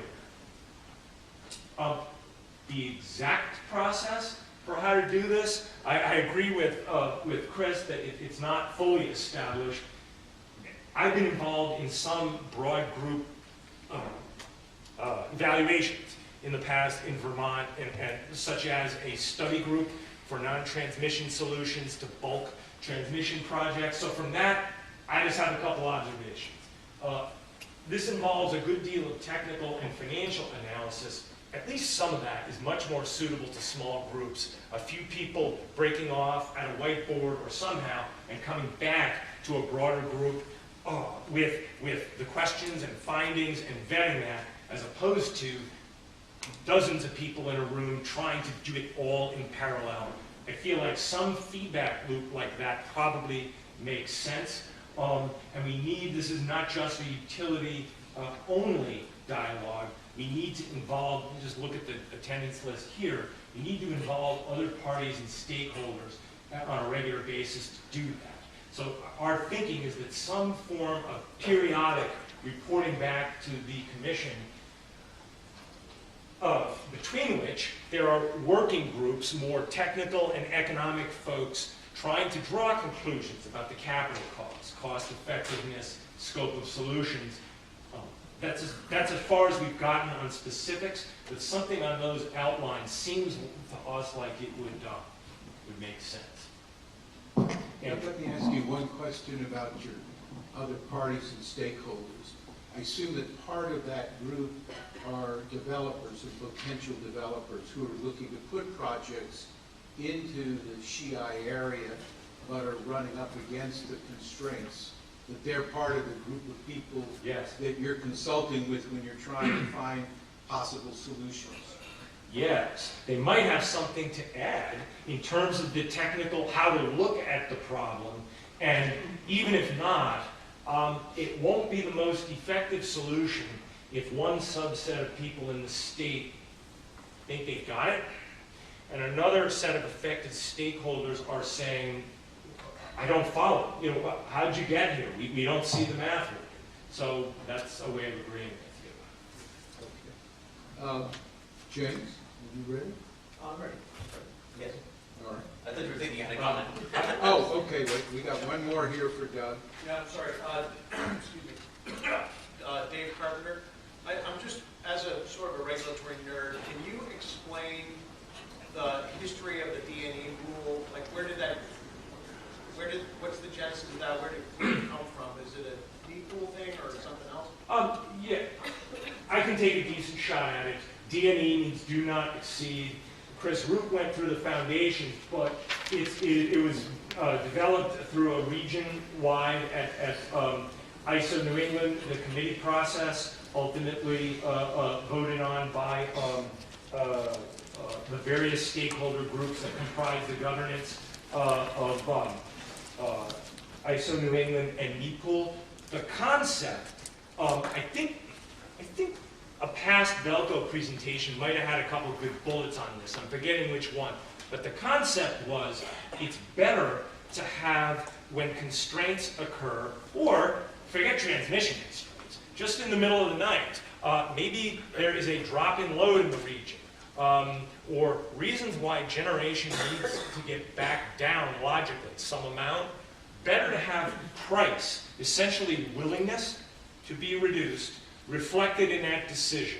That was the concept behind it. And I forget who it was, but a couple of folks in the audience gave a good example.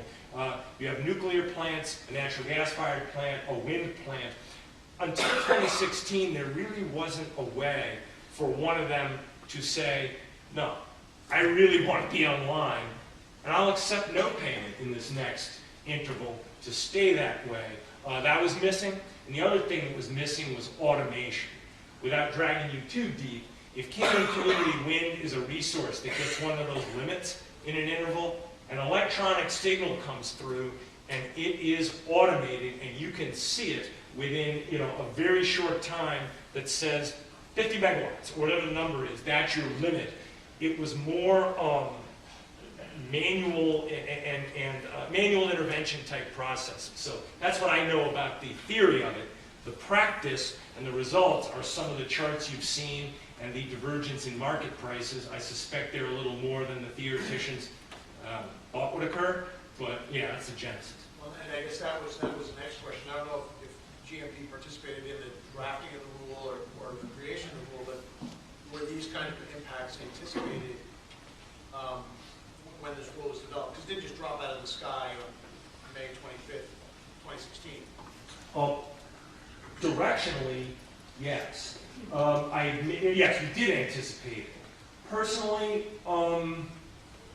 I don't think I anticipated the magnitude being in that several $1 million in a year period that I mentioned. I don't think I was anticipating that, no. So my last point to the group is simply a reminder, what I've talked about here today is overwhelmingly about how to cost effectively reduce congestion and essentially find a cost-effective way to address this limit today. Today's mix of loads, power plants, etc. My own view is wherever we end up, the number of solutions or the exact type, there will probably need to be an ongoing dialogue which I'm not trying to attempt today, but what about the policy implications and how to handle new generation stuff that's not online now or maybe even not in the queue. How do we handle that going forward? I think this work here is going to inform that, but I just wanted to, as you keep in mind, note that we've spent most of our time, or I have today, on the first one. How do we address and cost effectively address today's limit with today's generation? But it will be an ongoing dialogue. Ed? I was just going to ask, can you talk a little bit about how durable the solutions that you're talking about are being reviewed? In other words, how long lasting? Short story, I'm not sure I can today. I've been, in the last couple months, working on a couple slides back, the part about foundational data. I'm actually not sure, and I think it would depend to some degree, to some significant degree, on which solutions are chosen. Are they bigger, sized, more than for just today's congestion or not? And I don't know, I don't feel confident enough to answer at this point. Okay, you probably should go on. I was just going to say, I would agree and note that the bigger the solution, the more it has the potential to address future problems. The smaller solutions and maybe the quicker solutions tend to address current problems and maybe not even all of those. Is that fair, Doug? Well said. Okay, thank you. Okay, thank you. Yes. We'll take 5 minutes.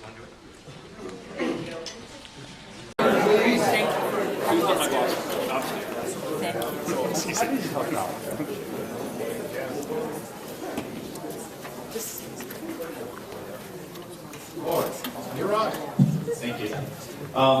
I just wanted to start with an observation, which is a career spectrum observation. I had a younger staff person say, wow, that Sheffield Highgate looks really challenging. I'd like to be involved. And I looked at it and said, that Sheffield Highgate looks really challenging. You got easy wins. So anyway, this one's messy. I would have done a PowerPoint, but I did a search on Google on Far Side and Sheffield Highgate Export Interface, and I couldn't find a comic, so I'm going to do it all by verbal. I'm James Gibbons. Currently I work for BED and FEPSA. So I'm here talking on behalf of the municipal utilities with the exception of Stowe, who's here on their own behalf. I'm going to touch base at a very high level. I'm hoping that more to cause questions than to go into granular nuts and bolts about specific things. So I wanted to start by saying, who is affected by this Sheffield Highgate export interface that we're talking about? And my answer would be all the Vermont distribution utilities are affected by the Sheffield Highgate export interface as it exists today. The problem has implications for all of them. It doesn't have the same implication for everybody, and that has been said, and I'm going to touch base a little bit on that. There are even potentially utilities that are benefiting from the Sheffield Highgate constraints. If you had absolutely no resources in that constrained area, and all the effect that you were seeing was a minor reduction in the wholesale energy prices for your load, this may not be an issue for you. But equally, you can be a utility that's not physically located in that area and be seeing an effect, Burlington Electric being one of those. It isn't so much our load, the charges we pay for load are based on a Vermont statewide average price. They're not based on the prices inside this Sheffield Highgate export interface. It's generation payments that are based on the prices inside that Sheffield Highgate interface, and that will have effects. I was going to talk briefly on what kind of effects there are. We've kind of talked about them, but I tend to break them down into sort of 3 different categories. I think of curtailment as one effect. Curtailment is not being able to produce, in particular, renewable energy when you would have liked to. Essentially being asked not to produce energy. And that's what's happening, for example, to Kingdom Community Wind. You're being asked not to produce energy when you would have liked to otherwise. So that's primarily, though, curtailment is primarily an issue that relates to owned generation. If you own the generation, and especially if it's renewable generation, you've incurred all the fixed costs to build it. You typically would like to produce as much energy as you can. Being told not to produce energy is problematic. There's an effect that I'm calling LMP suppression, and that is depression on the prices for energy, which sounds good, again, until you realize that the Vermont utilities are both payers and recipients. And the relative magnitude of your payment and your receipt and how those prices are changing locationally, like Doug showed in his screenshot of his iPhone, have some very interesting effects. So just saying that the wholesale energy prices are down is not the same as saying good. So, especially not for Vermont utilities. That LMP suppression affects both owned and contracted resources. That is not an effect unique to one or the other of those. So for example, Burlington Electric has Sheffield wind. The primary effect we're seeing there is what I would call LMP suppression effects. Sheffield Wind is producing virtually all the power they wish to produce. And there are some times of the year now where Burlington Electric is having to both pay for the power that they produced and pay the ISO New England to put that same power on the grid. And that causes some very unpleasant effects. And the last thing I would say is and we've talked to touch base on this, I'm going to be now starting to look towards Tom. There can be a constraint on future options coming from the Sheffield Highgate export interface. So for example, if you were a small municipal utility and you wanted to build a generating plant inside your own service territory, but you are located in that Sheffield Highgate export interface area, you might find that there are people acting to oppose that desire. And that, that has implications for being able to meet your Tier 2 obligations under the Renewable Energy Standard. So, you might just be affected simply by having some constraints on what you would like to do. So, the relative magnitudes and types of these impacts that you're exposed to tell you whether your utility is looking at this as a major, problem with serious rate implications, whether it's maybe not that big a deal, or like I say, there may be some utilities where it's a small benefit. I don't think there's anybody, by the way, having any distribution utilities that are seeing a major windfall from this. I just think that that tells you the range of spectrum. It can be big impacts to slight negative impacts, perhaps. We're talking about what, and by the way, anytime you have a question, what kind of potential solutions am I hearing discussed? I'm hearing load building being discussed. I think that got touched on earlier. I've heard it said in a meeting that, well, let's just put 1,000 cold climate heat pumps up there and fix this problem. That won't fix this problem. If the problem exists primarily in October, November, April, and May, cold climate heat pumps aren't actually using all that much energy in October, November, April, and May. And conversely, if we add a whole bunch of load at times to where the curtailments are happening and where the prices are being suppressed, what does that say about what that load will be doing the other times of the year when our system may not have been built to handle that load? It's very hard to predict load. It's very hard to count on that load occurring when there's a constraint and you need it to occur. So you're almost thinking of a dispatchable load. That'd be really cool, right? Every time there's a constraint, we'll just add some load and get paid for consuming energy, and we all win. Which tends to lead people, I think, down the path of talking about batteries. Well, batteries can be a dispatchable load. You can ask a battery to start drawing energy from the grid, and you could do that with quick notice. But you've got to remember that batteries have a couple of different dimensions. They have a dimension of their size, their instantaneous ability to export energy to the grid, and how long they can do it for. And another thing you need to keep in mind for batteries is they also have to discharge. They can't just charge and charge and charge and charge and charge. I'm not an engineer, but I have, by the way, proposed the easy solution to this is a dispatchable fall to ground, where every time there's a GI curtailment, we just dump a bunch of energy into a pond somewhere. I'll leave the engineers to tell me whether that will work. But it's very much, for storage, it's very much a how long, how much, where is it located, who's going to control it, and will there be times between needs for that to be drawing power for it to discharge and be available to draw power again. Transmission, you're certainly hearing about transmission solutions here. By the way, including transmission solutions, things like line upgrades and other traditional, AVR equipment, anything that's a traditional hardware type of solution. They have the merit of being well understood, okay? They have also got the merit of being generally available all the time for practical purposes. But, there's that issue, and again, I'm now looking for Tom.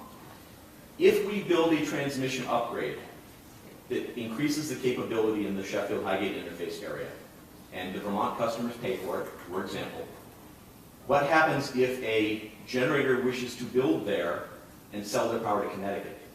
How do we know who is going to benefit from that future investment?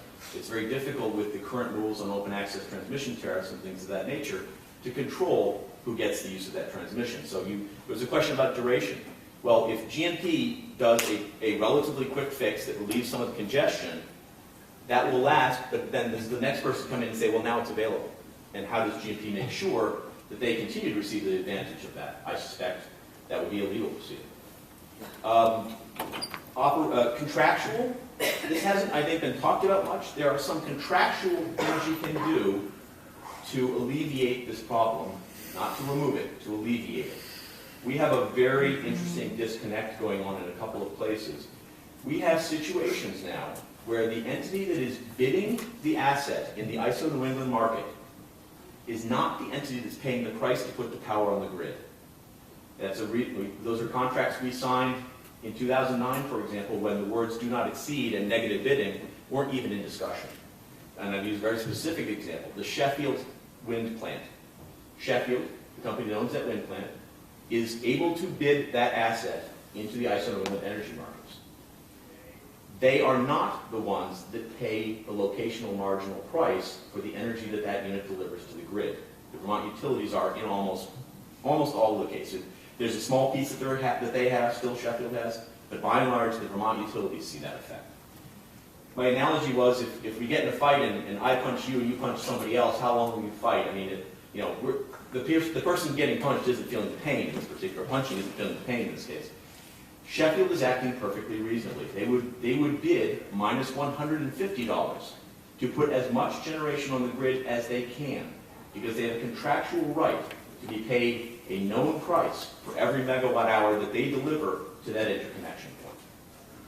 Now, when they do that, the Vermont utilities, who own the entitlement to that energy, will pay the $150 to allow that power to be put on the grid. You have a disconnect between the person who is making the energy bidding and the people who feel the price signal under market pricing. And I think that's something you could address with contracting. BED has taken some different stances in contracting over the years. So Sheffield is an example from 2009. Subsequent to that, there was Georgia Mountain Community Wind, which was your plan until fairly recently. In that contract, Burlington Electric is the lead market participant, and Burlington Electric could make the bidding decisions, and we are the ones subject to the market price when it delivers power. And more recently, we have a Hancock Wind contract, which is up in Maine. We are not the lead participant of that. We're not the majority off-taker or anything like that. But we've required that entity, who is bidding it, to deliver it price-wise to the Vermont load zone where we pay for our load. So they could bid minus $150 if they really wanted to deliver energy to the grid, but they would have to eat the difference between that minus $150 price at the delivery point and the price that we're paying to serve our load. They would therefore no longer be motivated to bid minus $150. They would probably be looking back to a question like, what are my RECs worth, and do I have any, and what are my production tax credits worth? Anytime, somebody from GMP has said this, but I'll quote them, anytime you see minus $150 wholesale energy prices, the market isn't working very well. That is not a price that most rational people, with the possible exception of a nuclear plant, would pay to generate. And when you see renewable plants bidding minus $150, you know it's broken. Because there is no reason not to curtail your renewable plant at an energy price of minus $150 unless you're the one who's not paying it. So I think that in my mind, is very informative. There could be some operational things. We certainly have, I'm on the Velco Operating Committee. I interrupted Chris lots of times, so Chris can interrupt me anytime he wants. I think some of the early outages did occur during constrained times, but they may have been outages that were scheduled before any of us became aware of what this really meant. And I certainly did not foresee the magnitude of this. I will say that clearly. We are now certainly talking at Velco when we schedule outages about looking for times where that won't be as problematic. You get a very odd backward land sort of feeling going up there where it's like, oh, we'll be charged for generating, paid to serve load, and when do we want to take our transmission outages? Middle of the summer. I mean, it's a very strange place. And we are reacting to it, and Velco is reacting to it. I would offer that this is, I think, the most complicated thing I've seen in 27 years in the Vermont utility industry. And I don't think that I can't think of anything else. And I would say that anybody who says to anybody in this room that, oh, we can just fix this by fill in the blank, is dangerously oversimplifying a very complicated problem. This is not going to be simple to solve. And I think it will inevitably come up who pays for it and who gets the benefit of it.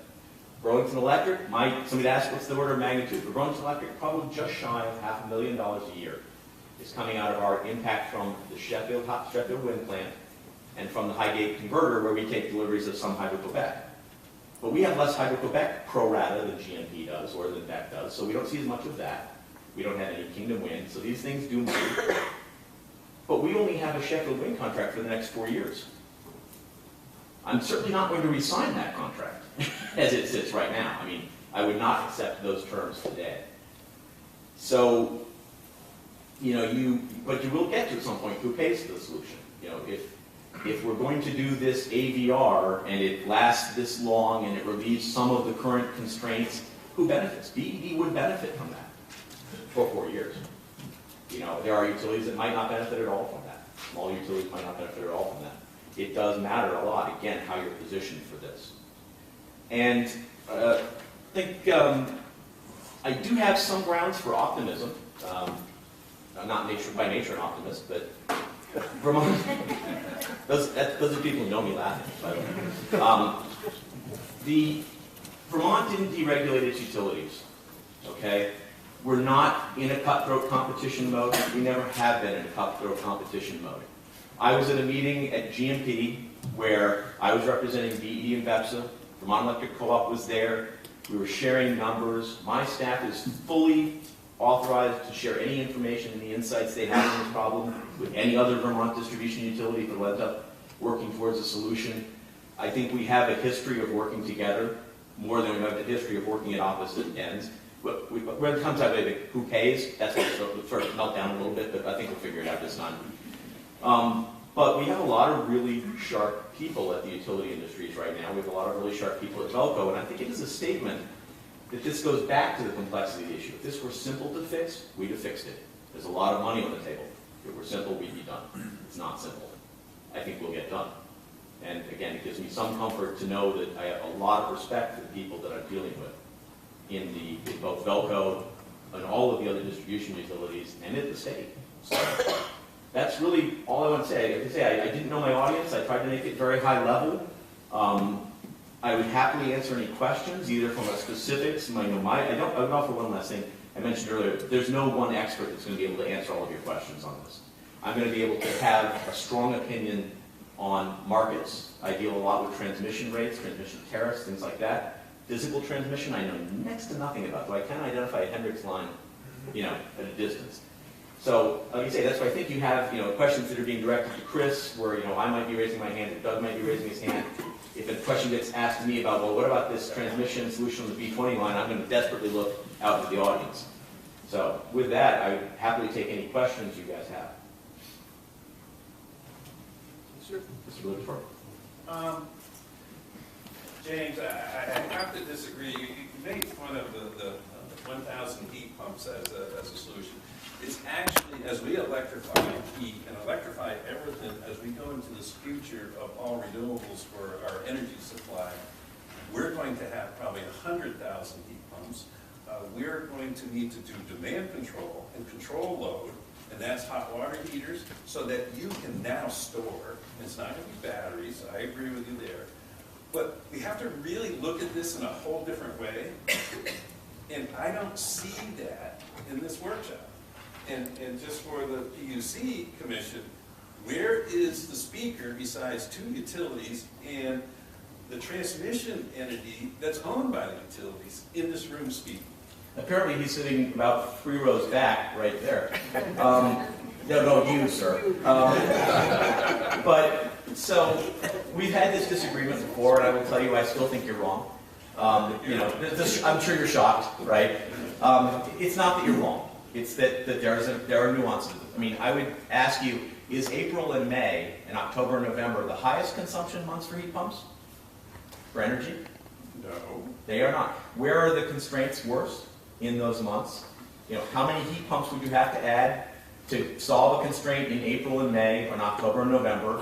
Well, now how much do you have to control? I'm just saying it's a simplification to say that putting 1,000 heat pumps out there, or even 10,000 or 50,000, will solve this problem. It will not. My point is there's It will many create points, different and your problems. point is that there's no one solution. I agree with that.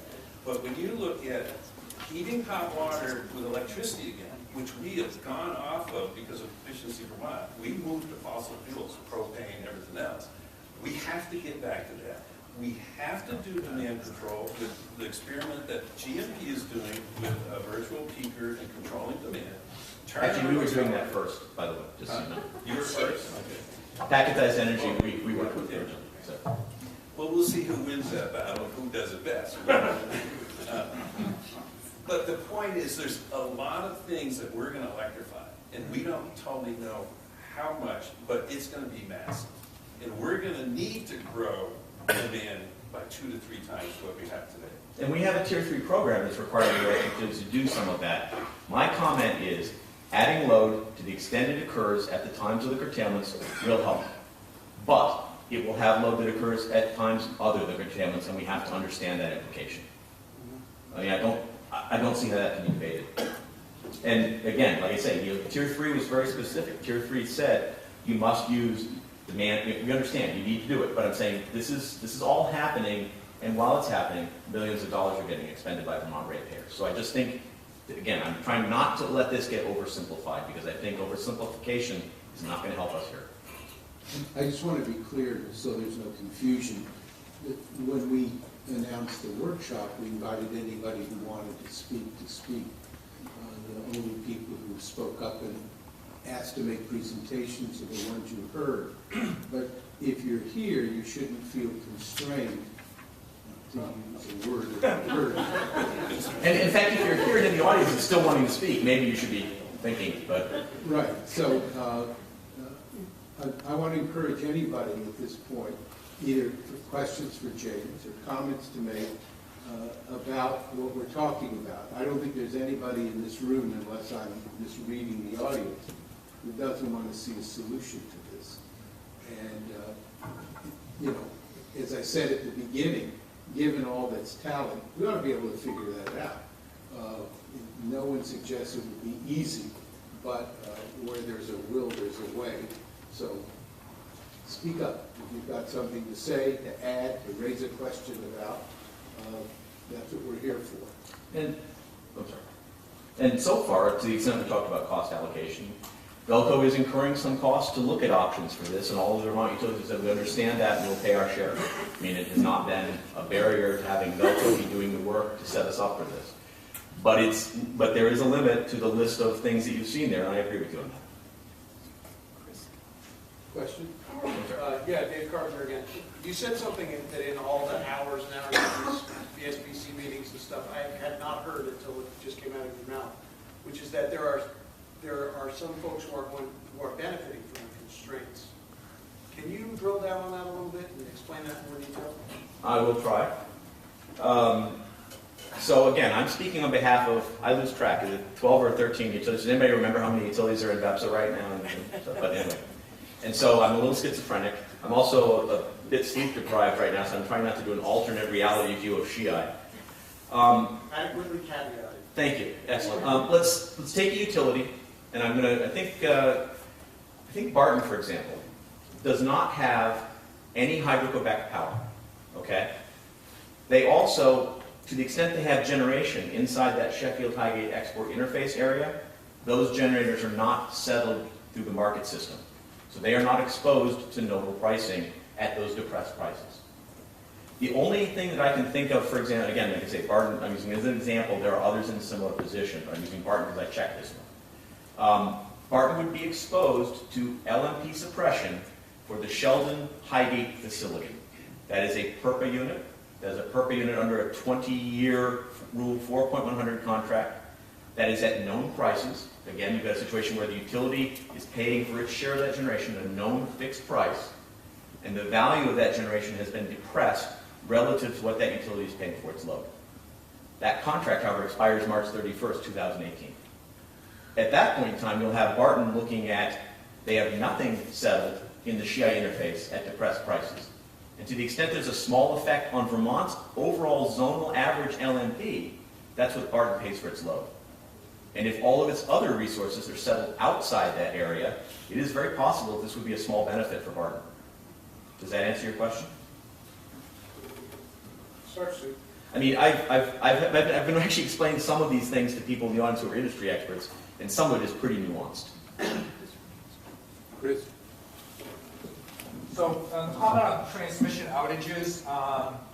We have to do maintenance periodically. We do 300 structures in 2018 that we have to take out, certain lines have to take out. We are very sensitive to issues about generation, impact on generation. We are sensitive to that. Certain of our capital projects have impacted over the last 18 months. We did a big job in Essex. We had to replace a big piece of equipment, had a big outage with it. We just put the cables underneath Lake Champlain 2 weeks ago and upgraded that. But there was environmental constraints that only certain times of the year you could do it. Some of our outages are constrained by you have to do it when the wetlands are frozen. So we do work in frozen times. So there's certain environmental impacts that we have to do on certain capital work that constrain us to doing it in the wintertime.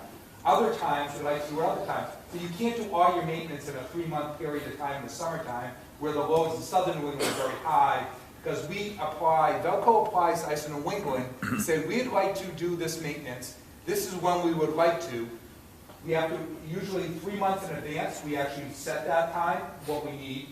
You can go down to as short as 30 days, but we're asking for permission, and then we get permission from them to allow us to do that maintenance. So it isn't totally 100% up to Velco to decide when we do maintenance. We have to plan it with other things. For example, when we were doing the cable underneath Lake Champlain, and we had a 2-week outage at the end of it to connect it into the Vermont system, if we were wait on that job, we would be told that we could not finish the job until May. And the reason for that is there was other work going on in between New York and Connecticut that was scheduled behind us, which was going to take place after we were done. So it gets very complicated on that. But we are sensitive to this issue, even though we have certain constraints legally. You can't favor one generator over another generator. You're not allowed to do that. But we are sensitive to this issue of SHEI. And now we look at every time we're going to take an outage, we ask the question, can we move it? Is there another time to do it? Is there another way to do it? Is there a time where it would not adversely impact the SHEI interface as much as it would if we do it here? And for example, our Highgate outage is, we've moved it out of these areas. There's some things that we have actually already done proactively to try to do it. And we are considering all the impacts of this thing as we plan our maintenance. So it's not like we're not concerned about this, we are. And the general forum, I think, in that case is the Velco Operating Committee, where there's all of the distribution utilities have representation on the Velco Operating Committee, and outages are discussed. And the first question these days is, have you looked at the SHEI interface implications of this outage? So we are learning. Other questions, comments?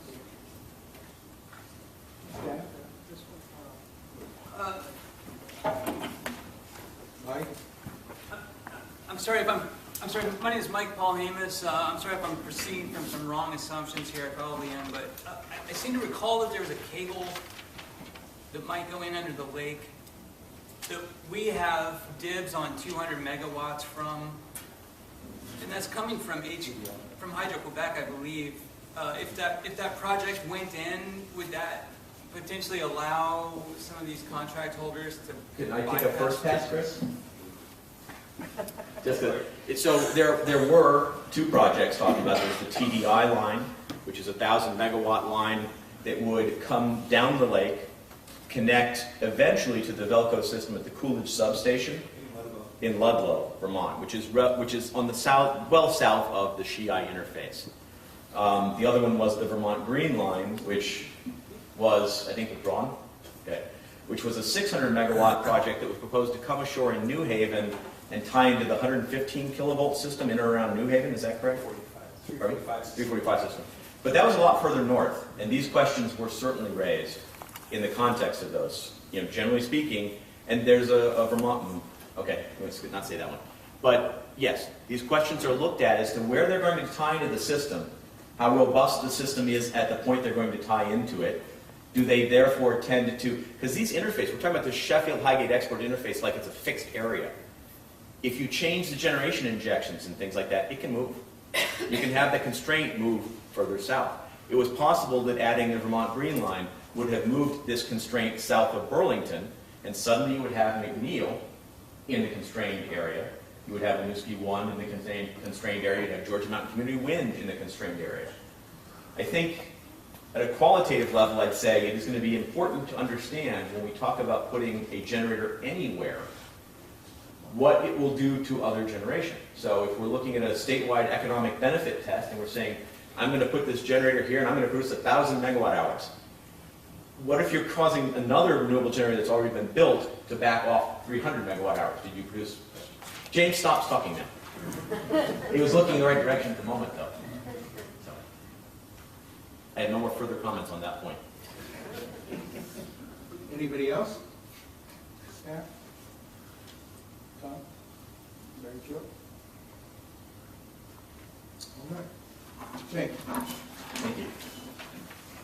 Okay, so the next steps. We're not sure where you think we ought to go from here.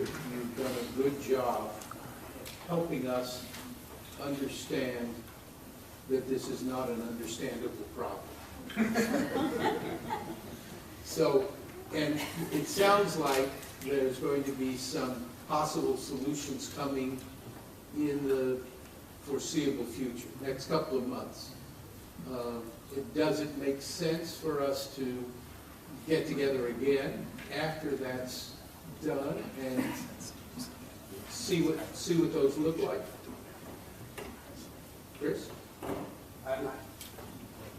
I think that makes sense because it's a public forum to be able to share ideas with a large constituency. And that's what we try to do with the Vermont System Planning Committee. We tried to present some of this stuff.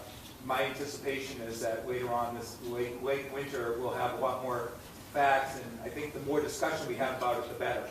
That's our Velco's position. We want to be the facilitator, but in the end, we're probably not the decision maker. It's going to be going to have to deciding who's paying, and that's kind of beyond what Velco's doing. But we certainly would like to come to an answer that hopefully there's a solution set here that people will be comfortable with, and then that we can bring to people. But having discussions on a broader, open forum, we're for. We think that's what it is.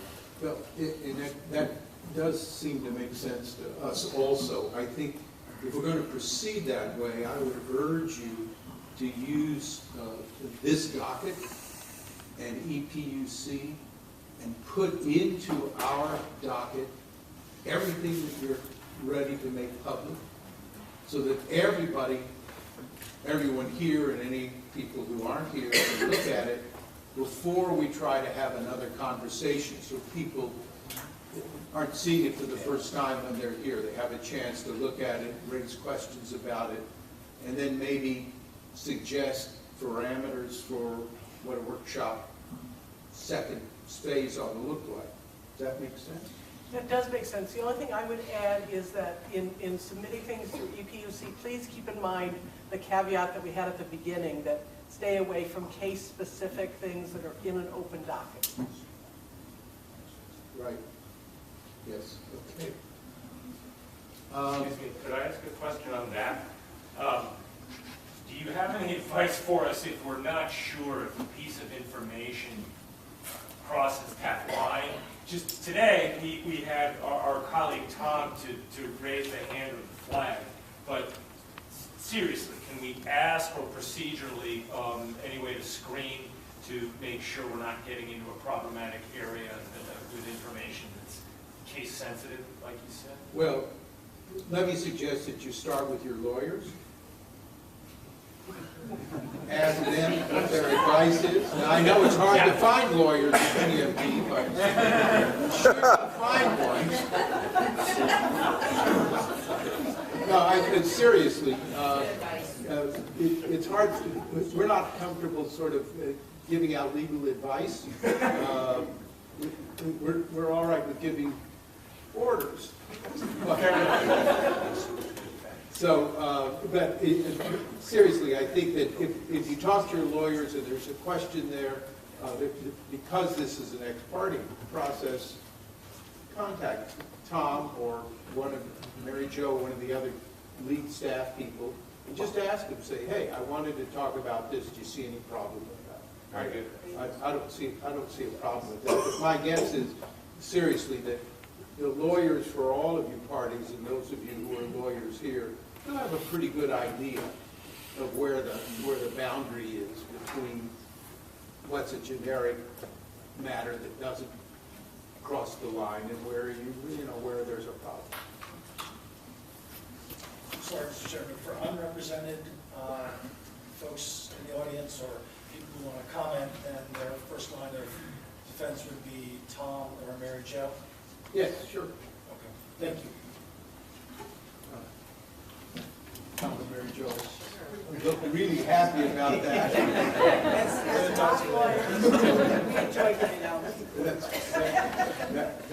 Yes, we should add that caveat. It happens that the two most knowledgeable people on staff, neither one of them are lawyers, but. That's it. Right. But I will tell you my own personal experience is that the best lawyers I ever met never went to law school and don't have law degrees, but they think analytically. So I think you get good advice. All right, so as we pointed out, this is not contested, so don't be reluctant. If you have other thoughts, share them with us, file it in PUC, let us see what your comments are. We're trying to get knowledgeable enough so we can evaluate solutions when and if they're submitted to us. And ePUC is by far the best way if you can possibly use it, and if you are having any trouble with it at all, we are blessed with a brilliant deputy clerk, Holly Anderson. Just contact her and she will help you navigate any problems that you might have with it. And thank you again, everyone. It's been very, very helpful.